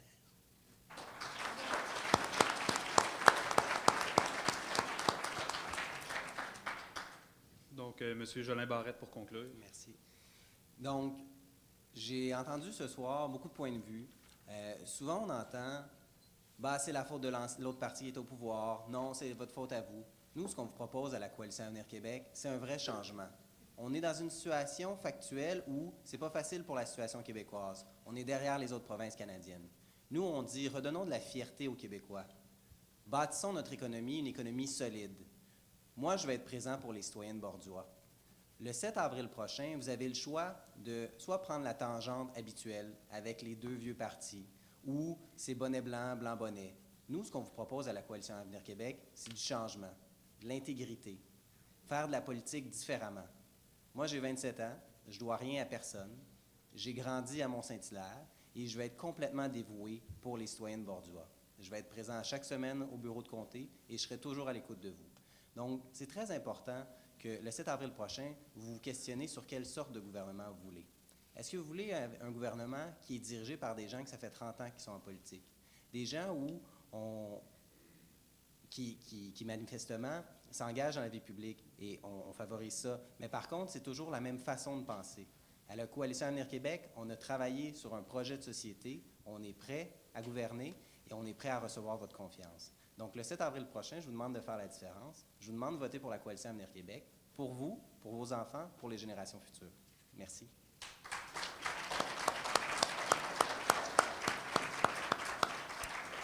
Eh bien, merci. Et voilà, on est rendu à la période de questions.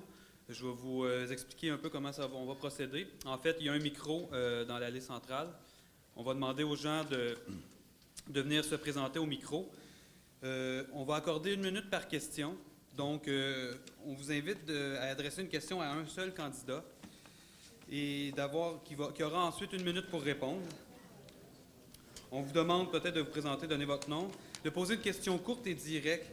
Donc, on peut mettre en contexte la question, mais ce n'est pas le moment de faire une réflexion, de passer de commentaires. On veut vraiment entendre l'opinion des candidats. Donc, question courte.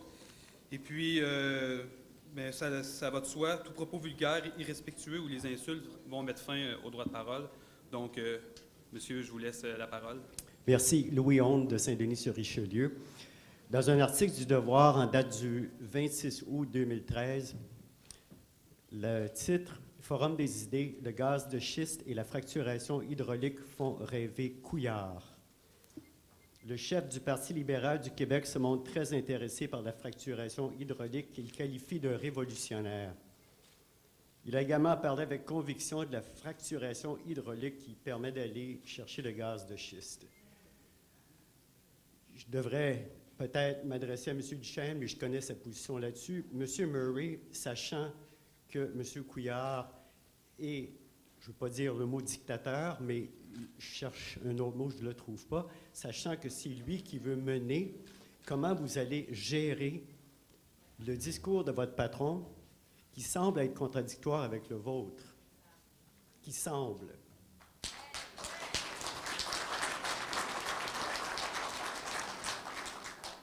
Il y a une subtilité. Le document que vous voyez ici, je l'ai découpé du document de 610 pages qui vient de M. Couillard, lui-même écrit par lui-même. Et j'ai même lundi matin rencontré l'ancienne ministre des Ressources naturelles et on nous disait que tant et aussi longtemps que la santé et la sécurité de la population ne sera pas respectée, et tant que le respect de l'environnement, mais aussi de concert avec l'accord de la population, je ne peux pas vous en donner plus. J'ai même été, vous demanderez à tous les gens qui demeurent dans Bordua, mais aussi, dans Bordua, partout dans Bordua, que je m'étendrais dans la rue avant qu'il y ait un camion qui passe, avant que ces choses-là soient respectées. Est-ce que M. Couillard va faire pareil? Je l'inviterai. Merci. Bonsoir. Bonsoir. René Huneau, Saint-Hilaire. Ma question s'adresserait à Jolin Barrette, hein, c'est ça? Simon. Bon. Comment pouvez-vous concilier un plan vert que vous présentez dans le Richelieu en disant que vous allez augmenter des quais d'accotement pour le sport nautique. Puis le Richelieu, nous autres, on boit cette eau-là. Comment pouvez-vous penser que ça va être vert en augmentant les bateaux dans la rivière? Je ne comprends pas, là. Donc, Parce que quand un bateau passe, il fait lever la boue qui est dans le fond de la rivière, qui est de la vase. Puis ça prend plus d'énergie pour l'usine d'épuration d'épurer cette eau-là, pour qu'on puisse la boire après. Je ne comprends pas votre situation. Je vais avoir une explication, s'il vous plaît. Donc, c'est sûr, c'est toujours dans une logique de développement économique en lien avec le développement durable. Si on veut favoriser l'économie locale, c'est sûr qu'il va y avoir des impacts sur l'environnement. Mais moi, ce que je dis, c'est qu'on doit développer ça dans une balance. Donc, les impacts qui vont être amenés par le développement économique, on doit investir également en environnement dans des mesures de mitigation au niveau de l'environnement. Donc, il va falloir établir un plan concret pour revitaliser les berges et s'assurer que la pollution soit contrôlée. D'où notre engagement à traiter les eaux usées et à améliorer le traitement des eaux usées. Donc, un contrôle là-dessus. Un contrôle là-dessus. Bon, c'est beau. Une autre question? Monsieur, je vais limiter une question par personne. On va, si ça ne vous dérange pas. Je ne l'ai peut-être pas mentionné, mais on va essayer de garder ça autour d'une vingtaine de minutes, la période de questions. Madame, bonsoir. Bonsoir. Je voulais juste demander vite à M. Murray pourquoi il a interdit la venue du moratoire d'une génération dans son village en 2011, au printemps 2011. Et je sais que vous aviez dit que vous vouliez m'étendre dans la rue. Oui, c'est ça. Vous l'aviez dit un petit peu en blague, là. Mais il faudrait que... Regarde, moi, je crois pas bien qu'un gars qui s'en va en libéral, avec les libéraux, puis les libéraux s'en vont dans le gaz de schiste, dans le pétrole de schiste, je crois pas en vous. Je vais vous poser une autre question. Par exemple, en 2004, votre parti a coupé 16 % des dépenses du ministère des Relations avec les immigrants. Au service direct, ils ont coupé 20 millions. Puis ils ont coupé la moitié du budget d'intégration linguistique aux immigrants. Ça veut dire que les immigrants, au lieu d'avoir 150$ pour aller apprendre le français pour aller sur le marché du travail, il y avait juste 30$. Puis c'est pour ça que les immigrants, c'est mieux aller travailler en anglais vite pour pouvoir gagner leurs sous. OK? C'est le gouvernement libéral qui a coupé aux immigrants la possibilité d'apprendre le français. Qu'est-ce que vous pensez de cela? Hein? Et le Canada, il a continué à donner des dizaines de millions de dollars pour ça, et votre parti a coupé. Qu'est-ce que vous pensez de cela? Et vous êtes madame? Mercile de Belleuil. Marcille? Mercile, M-E-R, C-I-L-L-E, ça s'est passé en 2004. Bien là, en 2004, je vous vous n'étiez pas là, je sais, mais vous pouvez-vous présentez pour le parti. juste laisser la parole à M. Murray? Oui. S'il vous plaît, merci, Je suis madame un Marcille. peu... Oui. Mais il y a de quoi? Bien, en 2004, là, je ne peux pas vous dire, je ne peux pas répondre à votre question. Mais pour revenir sur les gaz de schiste, je pense que j'irais même au point de dire que le Parti libéral a copié ma résolution de Saint-Marc-sur-Richelieu de avril 2010, telle qu'elle, dans leur plan du parti qu'on présente aujourd'hui. Je ne peux pas vous croire, je ne sais pas. Je ne peux pas vous croire, je ne sais pas, mais merci de votre réponse. Merci. Je serai votre fier défenseur, madame. Bonsoir. Bonsoir, félicitations à tous. Merci pour la Chambre de commerce d'organiser le débat. J'aimerais faire la parenthèse. Mon nom est Jean-François Gilbert. J'aimerais faire la parenthèse suivante avant de poser une question. Le mot démocratie veut dire le pouvoir par et pour le peuple. OK? J'aimerais que la Chambre respecte ceux qui ont des questions à poser parce que dans la démocratie dans laquelle nous vivons, on a seulement le droit de voter une fois par 4 ans. C'est la seule façon qu'on a de s'exprimer en démocratie ici en 2014. OK? Donc, vous allez nous donner le temps de nous exprimer et de poser les questions parce que ça serait très apprécié. Parce qu'on sait qu'on... Il n'y a pas de problème, monsieur, c'est juste pour avoir un décorum. Mais oui, d'accord. Vous pouvez poser la votre question. La première question s'adresse à M. Murray. C'est par rapport au gaz de schiste. Je vais vous lancer des faits, puis je vais vous poser une question par après, OK? Le Québec a 2 % de son territoire qui est cultivable.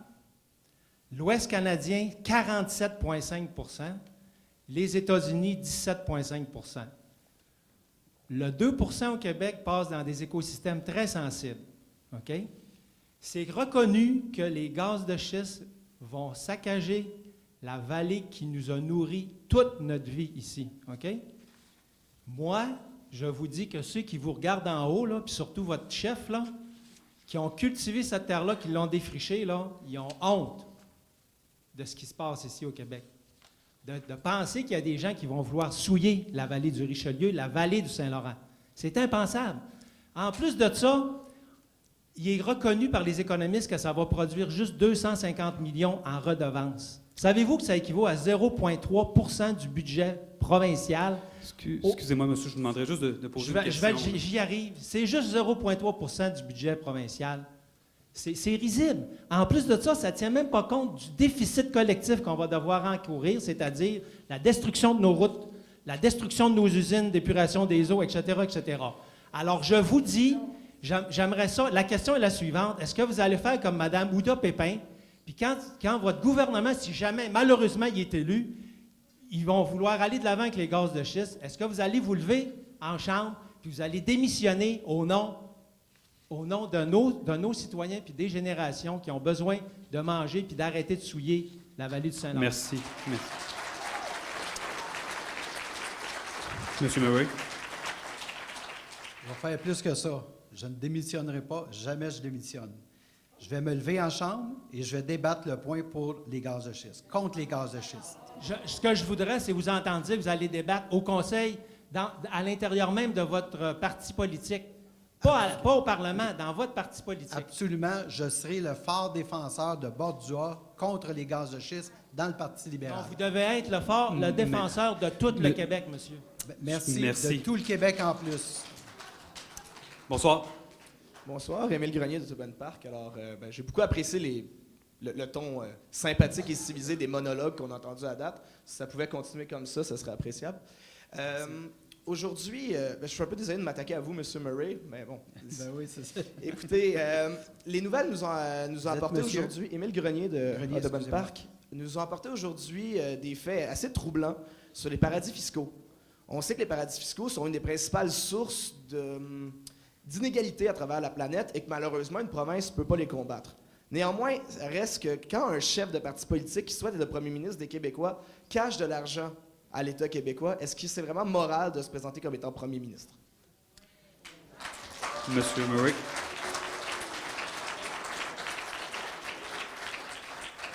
Avec beaucoup de respect pour vous, M. Grenier, je vais laisser le chef parler de ça. Je ne peux pas commenter qu'est-ce qu'il fait, qu'est-ce qu'il ne fait pas, qu'est-ce qu'ils vont faire, qu'est-ce qu'ils ne font pas, qu'est-ce que l'autre parti fait, ça pas. Je ne fais pas partie de ces campagnes de salissage-là. Je ne pense, je vis positivement. On est en 2014. Le futur, c'est important pour moi. Créer l'avenir, c'est dans ma tête, c'est dans mon corps, c'est dans mon sang, c'est dans mon cœur. Est-ce que je peux prendre un 5 secondes supplémentaire, monsieur? Mais en vous présentant pour le Parti libéral, est-ce que vous n'endossez pas la totalité des propositions de ce parti-là, y compris son chef? Ça n'a aucun rapport, ce que vous dites là, par rapport à votre... je ne vois pas où est-ce que vous voulez aller avec ça. Mais les citoyens le voient. Merci. Alors, mon nom, c'est Nicolas Verdon. Alors, je voudrais remercier également la Chambre de commerce pour le débat. Effectivement, comme quelqu'un le dit avant moi, c'est une des rares chances où est-ce qu'on peut faire face aux candidats et aux élus. Alors, merci beaucoup.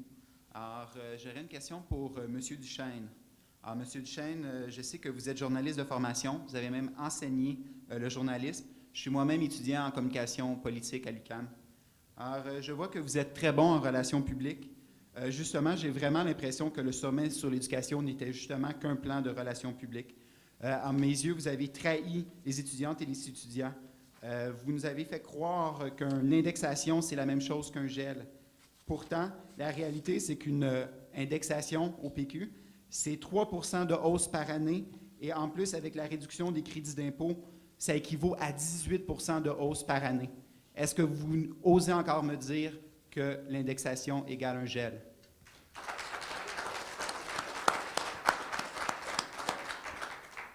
Nous avons hérité du gâchis libéral qui a opposé des générations. Non, mais je vais y répondre à votre question, mais quand on est arrivé au pouvoir, là, vous savez ce que j'ai fait? La première chose que j'ai fait après avoir été nommé ministre, 48 heures après avoir été assermenté, j'ai aboli la loi 78.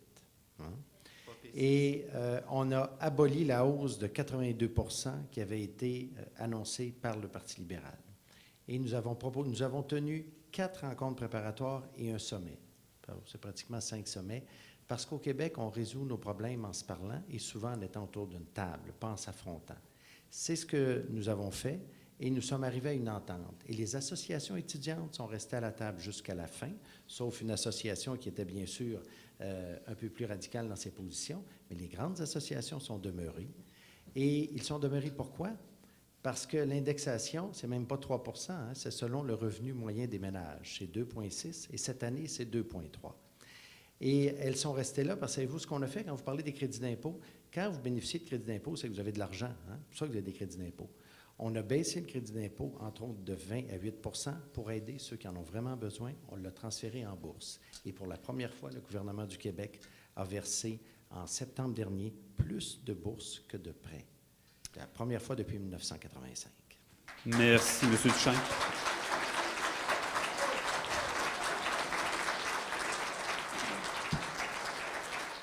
Bonsoir. Merci. Bonsoir, Annie Prévost, Sainte-Madeleine. Moi, j'ai envie de parler de confiance avec vous, M. Duchesne, ce soir. Comment est-ce qu'on peut être certain qu'un gouvernement péquiste va adopter et maintenir un moratoire sur les gaz de schiste alors que Pauline Marois a renié ses promesses avec l'exploitation du pétrole sur l'île d'Anticosti? Donc, moi, je suis inquiète profondément. Et avec toutes les promesses qui ont été reniées, avec l'espoir qu'on avait eu d'un gouvernement péquiste qui semblait s'enligner vers la gauche, j'ai de la difficulté à faire confiance à ça et j'aimerais vous entendre sur cette question. Merci. Il faut la rebâtir, la confiance, constamment. Et on a un travail comme élu de rebâtir la confiance avec les citoyens parce qu'on a passé des années difficiles. Les 9 dernières années ont brisé des choses. Il y a toute une jeune génération qui n'ont connu qu'un parti politique au pouvoir, c'était le Parti libéral avec Jean Charest. Imaginez comme inspiration, là, on a déjà vu mieux. Écoutez, le Parti québécois, ce qu'il a fait quand il a pris le pouvoir, là, même étant minoritaire, on a fermé la filière nucléaire. Hein? On l'a fermé. Là. Puis ça a coûté, il a fallu expliquer aux gens de la Mauricie, là, parce qu'à court terme, il y a des gens qui trouvaient ça difficile, qui perdaient des emplois, mais on croit à d'autres types d'énergie. Et puis, il y a un fonds de diversification économique dans cette région. On a fermé la filière de l'amiante. Écoutez, il y avait juste le Kyrgyzstan puis le Kyrgyzstan, toutes des républiques en un qui avaient de l'amiante. Nous, le Québec, on continue à avoir ça. On a perdu un comté parce qu'on a annoncé ça, parce qu'il y avait la seule mine au Canada qui était là. Mais on l'a fait. C'est trop polluant, c'est trop dangereux. Gaz de schiste, il n'y a pas de gaz de schiste dans la vallée du Saint-Laurent. Le moratoire, on l'a présenté et représenté. Et on n'a pas eu l'appui des deux partis, qu'est-ce que vous voulez que je vous dise? Et pour le pétrole à l'île d'Anticosti, ce qu'on fait, c'est que c'est un État entreprenant. Nous sommes actionnaires des entreprises qui vont aller faire de l'exploration. Nous allons avoir aussi des redevances. C'est une garantie environnementale. Quand l'État du Québec est là, on ne laisse pas l'entreprise privée, comme avec les libéraux, aller faire de l'exploration, puis ensuite partir avec les profits. Nous sommes là et nous le ferons surtout dans le respect de l'environnement. Donc, vous ferez un BAP, c'est ça? Vous allez faire un BAP. Dans la mesure où on trouve qu'il y a du pétrole, oui, il y aura un BAP. Merci. Bonsoir. Bonsoir. Mon nom est Linda Denis. Je suis une résidente de Mont-Saint-Hilaire, impliquée depuis de nombreuses années dans le milieu communautaire. Maintenant, dans Bordua, vous connaissez sans doute le milieu communautaire. C'est plus de 125 emplois, plus de 5 millions de retombées économiques et une gamme impressionnante de services accessibles à la population. Malheureusement, le financement des services et des activités, c'est un combat quotidien. Les organismes communautaires sont sous-financés. Moi, j'aimerais entendre l'ancien ministre Duchesne, donc sur cette question-là, quels sont les engagements réels de votre gouvernement vis-à-vis le financement des organismes communautaires étant donné la situation? Puis, est-ce que vous allez respecter également vos engagements? On en doute, j'en doute. Bien, madame, le but, bien sûr, d'une campagne électorale est d'exprimer ses idées, d'annoncer, dans mon cas, ce que j'ai fait, ce que j'ai respecté les engagements, j'en ai parlé tout à l'heure, et puis d'en présenter de nouveaux, et surtout de tenir compte d'un développement social, d'une économie sociale. Le Parti québécois a adopté avec M. Sylvain Gaudreau, qui s'occupe des affaires municipales, une loi sur l'économie sociale. Moi-même, comme ministre, entre autres, de la recherche, de la science et de la technologie, on a financé un consortium qui ne porte que sur l'économie sociale. Parce que la recherche, il y a de la recherche aussi, je dirais, sur des aspects plus technologiques, mais il y a de la recherche aussi de l'innovation sociale. Et l'économie sociale fait partie de ça.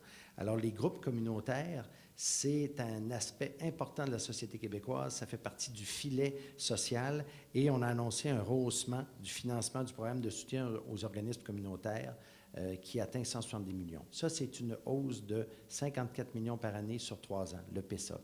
C'est ce qu'on a annoncé concrètement pour les groupes communautaires. Et vous remarquerez que quand ils ont fait, puis vous étiez peut-être du nombre, des manifestations pour demander une hausse, on allait même, et les ministres et Mme Marois allaient rencontrer les groupes pour engager un dialogue et nous avons écouté. Est-ce qu'il faut en faire plus? Peut-être d'une façon différente. Mais vous avez raison aussi sur le financement, c'est une quête quotidienne. Et là, on a annoncé une hausse du financement sur 3 ans. Merci. Bonsoir. Bonsoir. Patrick Beaulieu. Je suis en fait travailleur dans un organisme communautaire dans la vallée du Richelieu. Je vais commencer avant de poser ma question. Je veux juste dénoncer quelque chose ce soir. Il y a un 5e parti politique qui existe au Québec, qui se nomme Option nationale. Ce parti politique-là présente 116 candidats à la grandeur du Québec et reçoit du financement public. Il a malheureusement été bâillonné ce soir. Je veux tout simplement dénoncer cette absurdité-là. Merci. Ma question va être à M. Pierre Duchesne. Le référendum, quand M. Parizeau a enclenché le processus référendaire en 1995, nous étions environ à 38-39 % dans les intentions de vote. La conclusion de ce référendum-là était qu'on l'a perdu d'environ 55 000 votes. Puis même, je dis perdu, mais on pourrait parler qu'on se l'ait fait voler, même que Pierre-Carl Péladeau l'a très bien mentionné. Qu'est-ce que vous attendez pour vraiment assumer vos convictions, pour que le Parti québécois, plutôt, qu'est-ce que le Parti québécois attend pour assumer ses convictions et parler d'indépendance et d'aller convaincre des gens dans la population à ce niveau-là? Parce qu'actuellement, c'est les libéraux qui rappellent aux gens que vous êtes indépendantistes. Vous fuyez ça comme la peste. Merci. Bon. Il est vrai que M. Couillard en parle pas mal du référendum. Hein? Il a décidé de se servir de ça comme un épouvantail pour faire oublier son triste bilan éthique. Et c'est une campagne de peur qui a eu un certain effet au début de la campagne. On est en train de sortir de ça, heureusement. Si vous apprenez à me connaître, puis on aura sûrement des occasions de... Vous êtes d'ici, de Belleuil ou de Saint-Hilaire? Vous travaillez à Belleuil? Oui. OK, vous n'êtes pas du comté. En tout cas, écoutez, moi, je fais des conférences dans les cégeps. J'en ai fait pendant que j'étais ministre aussi, sur l'indépendance, sur la pédagogie de l'indépendance. Il y avait un groupe de jeunes ici qui organisait des rencontres avec QS, avec ON, avec le PQ, pour parler d'indépendance. Je n'ai jamais caché mes convictions. Vous allez voir dans tous les documents, les pamphlets et tout, on parle du pays constamment. Vous avez raison sur 95, j'en sais quelque chose. J'ai écrit une biographie sur Jacques Parizeau et j'ai pu raconter en détail comment il s'est déroulé cette campagne-là. Faire le pays, c'est le plus beau rêve qu'on peut offrir aux Québécois. Il va falloir aller cependant à leur rythme. Il va falloir l'expliquer. Il y a toute une génération, ceux qui ont moins de 35 ans, qui n'ont pas connu ni le premier ni le deuxième référendum. Et il va falloir engager un grand dialogue par un livre blanc. On ne peut malheureusement pas se précipiter rapidement dans ce débat-là. Il va falloir aller au rythme de la population. Mais soyez convaincus sur mes convictions indépendantistes. Merci.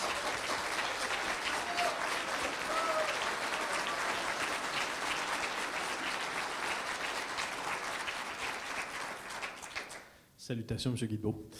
Je ne sais pas pour l'audience ici, mais moi, une des choses que j'ai hâte, et c'est juste un petit commentaire, c'est d'en finir avec « avant moi le néant, après moi le déluge ». Parce que j'ai toujours l'impression que c'est ça la politique.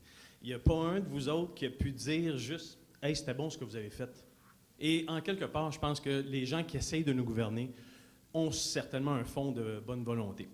Monsieur Murray, j'ai hâte de vous voir avec votre conseiller qui est assis juste là. Comment vous allez pouvoir revenir sur... Je pense que vous êtes trompé de parti pour les gaz de schiste parce que votre chef a mentionné qu'il voulait y aller de l'avant. Bien, ma question n'est pas pour vous. J'ai juste bien hâte de vous voir, parce que je pense que j'avais mal lu. Et moi, j'ai combattu votre gouvernement pendant 2 ans, votre parti pendant 2 ans de ma vie. Et il y a beaucoup de monde ici qu'on aurait fait bien d'autres choses. Et votre Madame Normando, là, qui ne voulait pas s'asseoir avec nous, là, hey, on l'a eu dans la gorge. Mais moi, ma question est plus pour M. Duchesne. M. Duchesne, moi, j'ai juste un petit peu de misère à pourquoi votre gouvernement n'a pas été plus loin que de dire 300 mètres de radius autour d'un puits, quand vous avez, au lieu d'adopter le règlement qu'on dit « Bonaventure », qui demandait 2 km. Et j'aimerais juste vous faire la mention que le National Institute for Advancement of the Science in the United States of America vient de sortir une recherche, et à 1 km, on voit du méthane et de l'éthane. 20 fois plus d'éthane à 1 km. Donc, ce que vous disiez dans votre programme étant « on est les plus proactifs en Amérique du Nord », peut-être, mais c'est pas terrible. Vous auriez dû au moins travailler pour nous et demander le règlement dit de Bonaventure. Et je suis un peu déçu à ce niveau-là. Merci.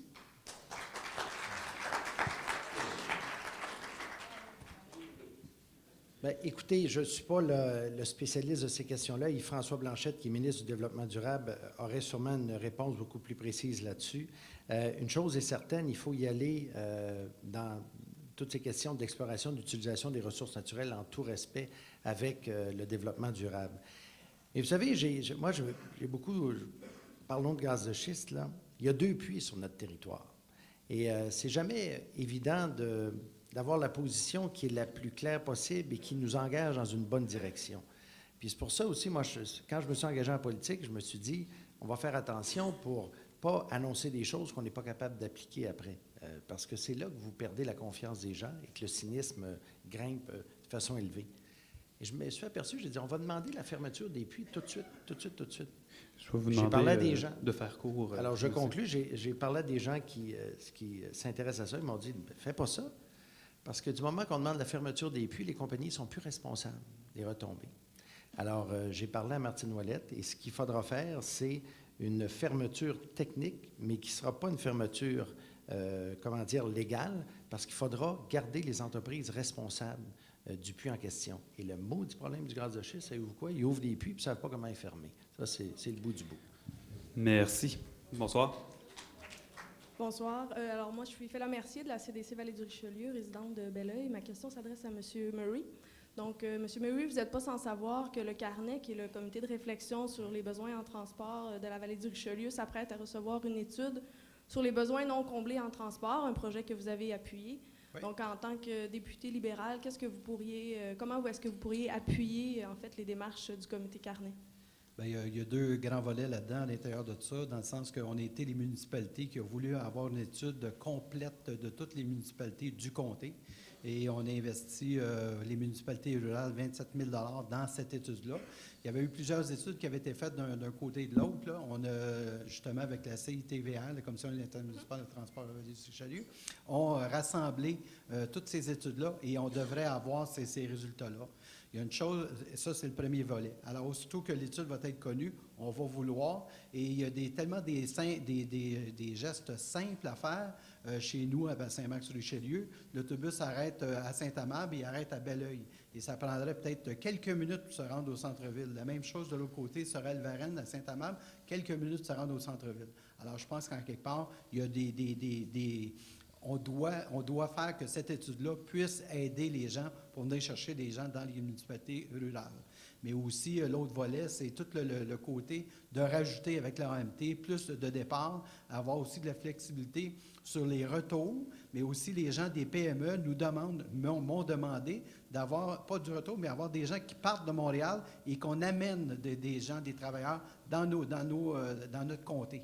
Alors, il y a aussi ça mais tout ça, avec une attention de 30 secondes, 3 secondes, il faut juste faire attention aux coûts. Parce que les coûts, que ce soit au niveau des municipalités ou au niveau du provincial, c'est dispendieux. Merci. Merci, madame. Merci. Juste pour spécifier, on va prendre toutes les questions des gens qui sont dans l'allée. On va arrêter la période de questions après ça. Monsieur, oui, bonsoir. Guy Drudy, bonsoir. Guy Drudy, Saint-Antoine-sur-Richelieu. Ma question s'adresse à M. Pierre Duchesne. Vous avez dit tantôt, Le problème, c'est que lorsqu'on ouvre un puits, il est difficile de le refermer. Saint-Antoine a été le premier puits qui a été effectivement fracturé. Et effectivement, il est difficile à refermer. Deuxièmement, parce que moi, je fais partie des 2 regroupements, c'est ma vie puis le regroupement. Question bien précise à partir de au niveau de votre politique énergétique. Pourquoi vous refusez, acceptez-vous à l'île d'Anticosti une fracturation que, effectivement, vous refusez dans la vallée du Richelieu? Et autre chose, c'est pourquoi vous n'avez pas adopté un règlement qui aurait pu, effectivement, mettre un moratoire, même si ce n'est pas une loi, et mais qui a été très efficace parce que j'ai participé aussi à la contestation au niveau des porcheries, et ça a été très efficace au niveau des porcheries. Merci. Donc, pourquoi la contradiction? Le Parti québécois a écouté les gens qui se mobilisaient contre les gaz de schiste, à la différence du gouvernement qui était en place à ce moment-là, et a présenté et s'est opposé au développement du gaz de schiste dans la vallée du Richelieu. Et on a répondu aux groupes sociaux et aux gens qui se sont mobilisés. Donc, un moratoire parce que vous êtes dans des zones fortement urbanisées, là, même si on parle des villages, c'est quand même au bout de la résidence, au bout de la terre. C'est aussi, quelqu'un le disait tout à l'heure, la vallée du Saint-Laurent, c'est une espèce de jardin aussi, là, au niveau agricole, au niveau de la richesse des sols et tout, au niveau de l'eau potable. Et alors, il semble assez évident qu'on ne pouvait pas se lancer dans une exploration semblable.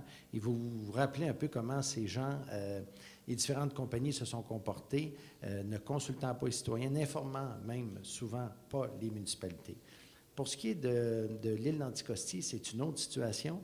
Et ce qu'on a fait, c'est que l'État est présent et va s'assurer que l'exploration se fasse en tout respect de l'environnement. Et je le répète, s'il y a du pétrole dans le sol québécois, nous allons premièrement voir s'il y en a.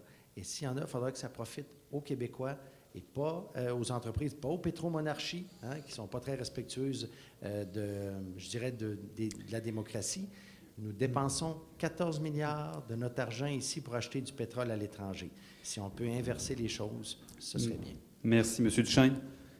Bonsoir. Bonsoir. Mon nom est Gilles Caron d'Otterburn Park. Alors, j'aimerais vous féliciter tous les 4 parce qu'il y a un sujet sur lequel vous êtes unanimes. Et ça, c'est une nouvelle extraordinaire. Donc, je vous félicite. Mais c'est quoi au juste ce sujet qui trouve l'unanimité parmi vous?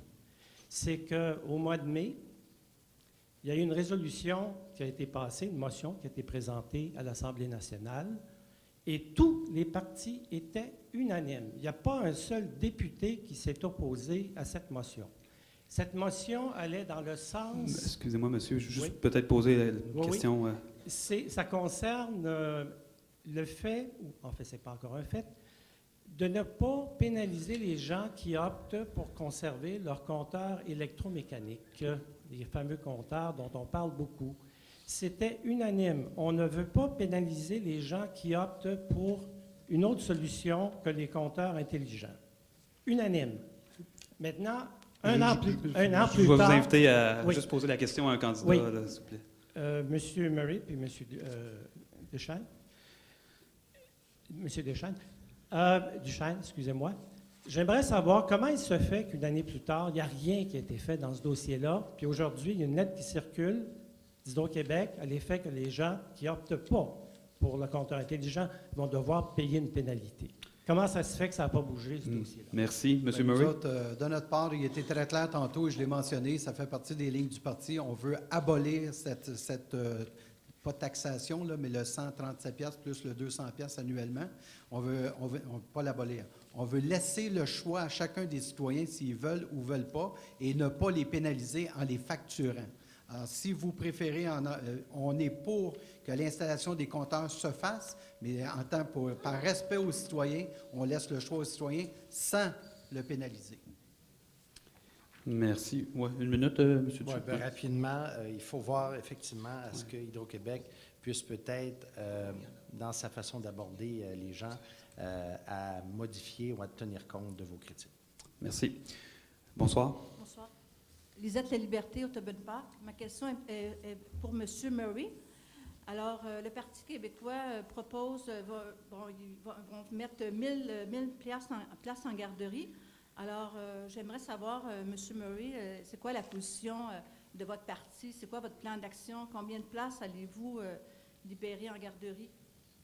Pas libérer, mais je veux dire, ajouter. ajouter en garderie. 15 000 places, nous, madame. 15 000. Vous promettez 15 000 places? Oui, madame. Vous dites les vraies affaires? On dit les vraies affaires et c'est écrit. Et c'est écrit dans les 610 pages de M. En combien de temps? J'ai pas le chiffre, je m'excuse, j'ai pas le chiffre, là, mais Parce c'est que très le Parti clair. québécois, c'est dans un an. Là. 1000. Et vous? Je ne sais pas si vous dites 1000. Non, mais vous ne pouvez pas me dire de temps, en combien de temps? Je m'excuse, je n'ai pas 5 ans, 10 l'information. ans? Mais je pourrais vous revenir avec ça si vous voulez. Là. Je peux même vous rappeler si vous voulez. Non, je ne veux pas que vous me rappeliez, Okay. je veux avoir une réponse. Merci. Merci. Après le plan Nord, vous n'avez pas de réponse. Excusez-moi, madame. J'ai la réponse, c'est 15 000. OK. La réponse est là. Je ne sais pas. Merci beaucoup. Merci. Bonsoir. Bonsoir. Alors, je m'appelle Geneviève Bérubé, j'habite à Saint-Mathieu-de-Belleuil. Donc, mon commentaire s'adresse à M. Duchesne. Donc, à l'automne dernier, j'étais en stage à l'école secondaire Audias-le-Duc, celle qui se situe à quelques pas d'ici. Je le précise parce que j'ai dû apprendre à votre équipe qu'elle se situait sur votre comté, ce que j'ai trouvé assez déplorable sur le coup. Donc, à l'automne dernier, je vous ai demandé d'écrire un message d'encouragement pour mes élèves qui allaient entreprendre un projet d'anthologie de poésie québécoise. Vous avez d'abord refusé ma demande en me référant, mais pas vous, mais votre équipe, parce que vous n'avez jamais daigné m'adresser la parole au cours de ce processus. Donc, je dis bien que je vous ai demandé un message d'encouragement, donc vous avez refusé en me référant au ministre de l'Éducation. Je vais juste vous demander de poser une question. Oui, dans le fond, c'est juste pour dire à M. Duchesne, je voulais lui faire un cadeau et lui remettre une copie de l'anthologie de poésie québécoise à laquelle Mme Pauline Marois a participé. Donc, je vous inviterai aussi à lire peut-être le commentaire qu'elle a adressé aux élèves. Donc, vous ne devez pas oublier, M. Duchesne, qu'avant d'être ministre de l'Éducation supérieure, vous êtes d'abord et avant tout député du comté de Bordua. Et ce que je déplore aujourd'hui, Non, je c'est vous demanderai vraiment juste de poser une question. le manque de reconnaissance envers les gens de votre comté. Je peux vous laisser la petite lettre que je vous ai adressée. Alors, et voici votre exemplaire. Merci. Parce que l'histoire, M. Duchesne... Excusez-moi, c'est vraiment une période de questions, c'est pas une période de commentaires. Je vais demander à M. Duchesne s'il veut répliquer. Oui, bien écoutez, je n'ai pas, là, je ne sais pas de quoi il parle au juste, mais normalement, en tout cas, lorsque les gens s'adressent à moi ou s'adressent à mon équipe, il n'y a pas de problème. Alors, si vous voulez qu'on se parle après, on se parlera après, je n'ai pas de problème. Et j'aime bien la lecture, alors on va regarder tout ça. Bonsoir. Bonsoir. Ma question est pour M. Pierre. Si vous pouvez vous approcher un peu. Bonsoir. C'est Jamal Snoussi, marocain d'origine. Ma question est dans le cadre qu'est-ce que votre parti prévoit pour les nouveaux arrivants. Personnellement, je suis arrivé en 2003. Je suis lauréat d'une université française, 2e cycle en informatique. J'étais obligé de travailler en anglais. Alors que je suis venu au Québec pour vivre en français. Actuellement, j'ai une amie qui est journaliste, Excusez-moi, 15 ans monsieur. d'expérience. Peut-être poser directement une question. Enseignante dans l'université, elle enseigne le droit. Après multiples applications, elle n'a pas encore eu une simple réponse. Qu'est-ce que votre parti prévoit pour l'intégration des nouveaux arrivants? Voilà Merci. ma question. Merci. Bien, ce que vous me dites me choque. Ce que vous me dites me choque parce que vous arrivez... Non, je sais, je ne suis pas choqué après vous, là. Non, mais... Je ne suis pas choqué après vous. Je suis choqué après la situation. Oui, mais je ne suis pas choqué après vous, là. Je suis choqué après la situation. Vous me dites, vous arrivez, vous êtes un francophone, puis vous êtes obligé de travailler en anglais. Ça n'a pas de bon sens. Le genre de choses qui n'ont pas de bon sens. Alors, il y a bien sûr du travail à faire sur la reconnaissance des diplômes, de la formation de ceux qui arrivent de d'autres pays. Il y a des ententes avec certains pays où c'est plus facile. De toute évidence, il y a du travail à faire là-dedans aussi. L'intégration se fait aussi par des politiques de francisation, mais dans votre cas, bon, il n'y a pas de problème de francisation. Alors, il faut travailler sur la reconnaissance des diplômes, parce qu'il y a dans la sélection des immigrants ou des nouveaux arrivants, on s'assure qu'il y ait des connaissances et tout ça. Alors moi, ce que vous me dites, ça me dépasse. Il faut s'assurer de voir de faciliter, de rapprocher des gens qui ont des capacités, puis de collaborer, puis de contribuer et d'enrichir la société québécoise, être capable de s'arrimer à un milieu de travail, être capable de s'arrimer aussi à des PME, comme à des entreprises, ou comme aussi au secteur public. Alors, je pense qu'il faut voir à trouver des façons de vous rapprocher et de reconnaître probablement les diplômes. Ça me semble être le problème. Merci. Bonsoir. Oui, bonsoir. Mon nom, c'est Gabriel Sicard. Je suis de Mont-Saint-Hilaire. Ma question s'adresse à M. Jolin Barrette. On parlait un petit peu de santé. Je travaille dans le milieu de la santé. Le réseau ici, c'est environ une trentaine de municipalités que l'hôpital dessert. Donc, elle fonctionne beaucoup avec les CLSC pour justement pour que les gens puissent pour que les gens aient des services plus proches que de devoir se déplacer à Saint-Hyacinthe. Le meilleur exemple, c'est tous les soins de cardiologie qui sont maintenant offerts à Belleuil. Alors, si vous voulez abolir les...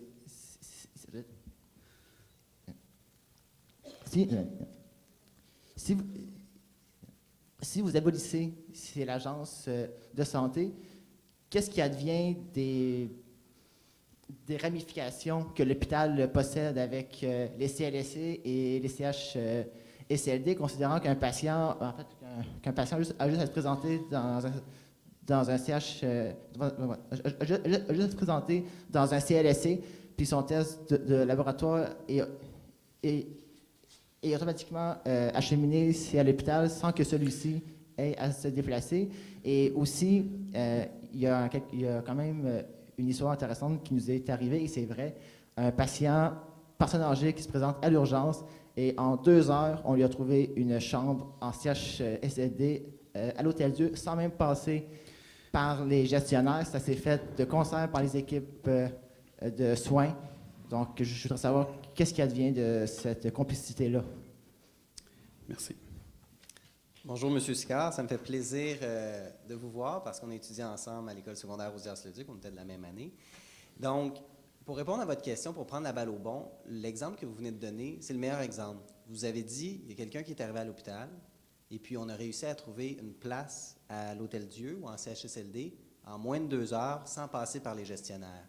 Donc, parce qu'on a un accord, ça fait partie de l'ensemble. Oui, ça fait partie du réseau, mais dans la structure de la santé, vous avez dans un premier temps le ministère de la Santé. Par la suite, vous avez des agences de santé. Ensuite, vous avez des C3S. Ensuite, vous avez les hôpitaux. Et ensuite, vous avez, parallèlement à ça, les CLSC.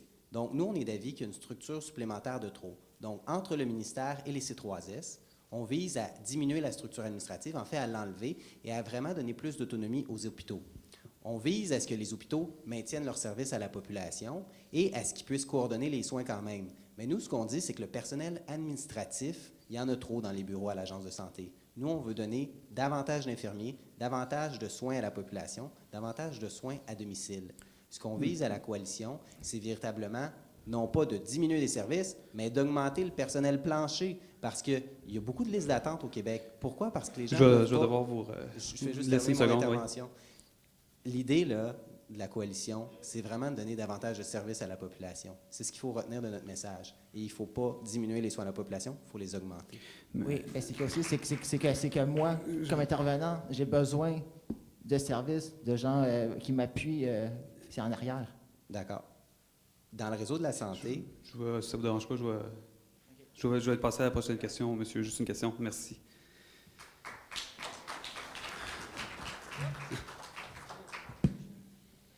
Très correct. Bon, bonjour. Moi, je le prendrais dans mes mains. Ça fait plus... Mon nom, c'est Chantal Gamache, Saint-Marc-sur-Richelieu.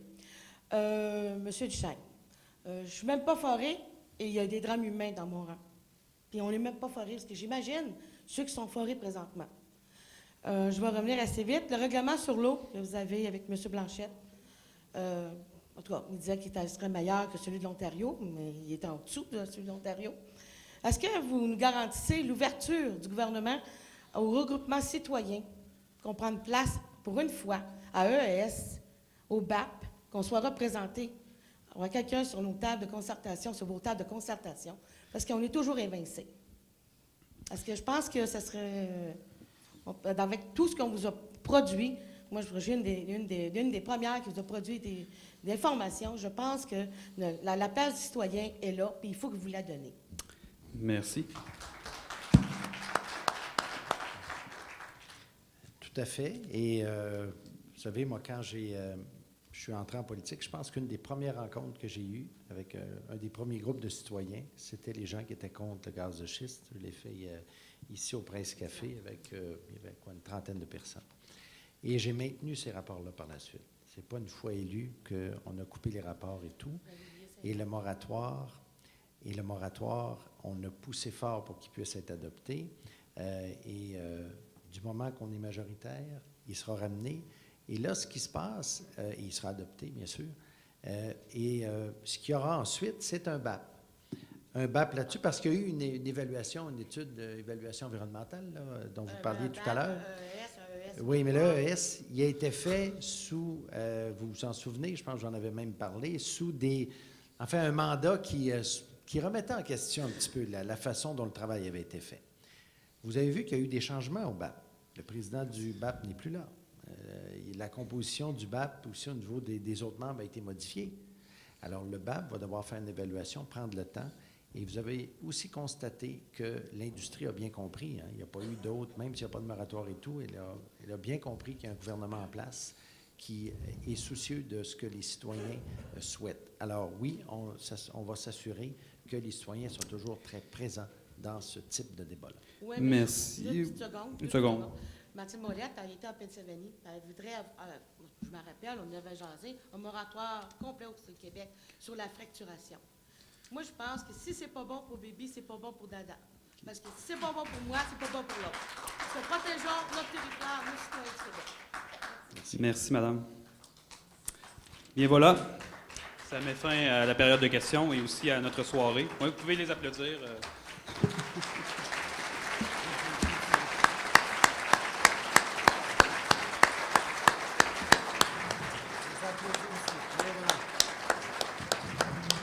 Bien, merci beaucoup. Merci aux candidats. Merci de votre présence. Et puis, on se revoit aux urnes le 7 avril prochain. Bonne soirée.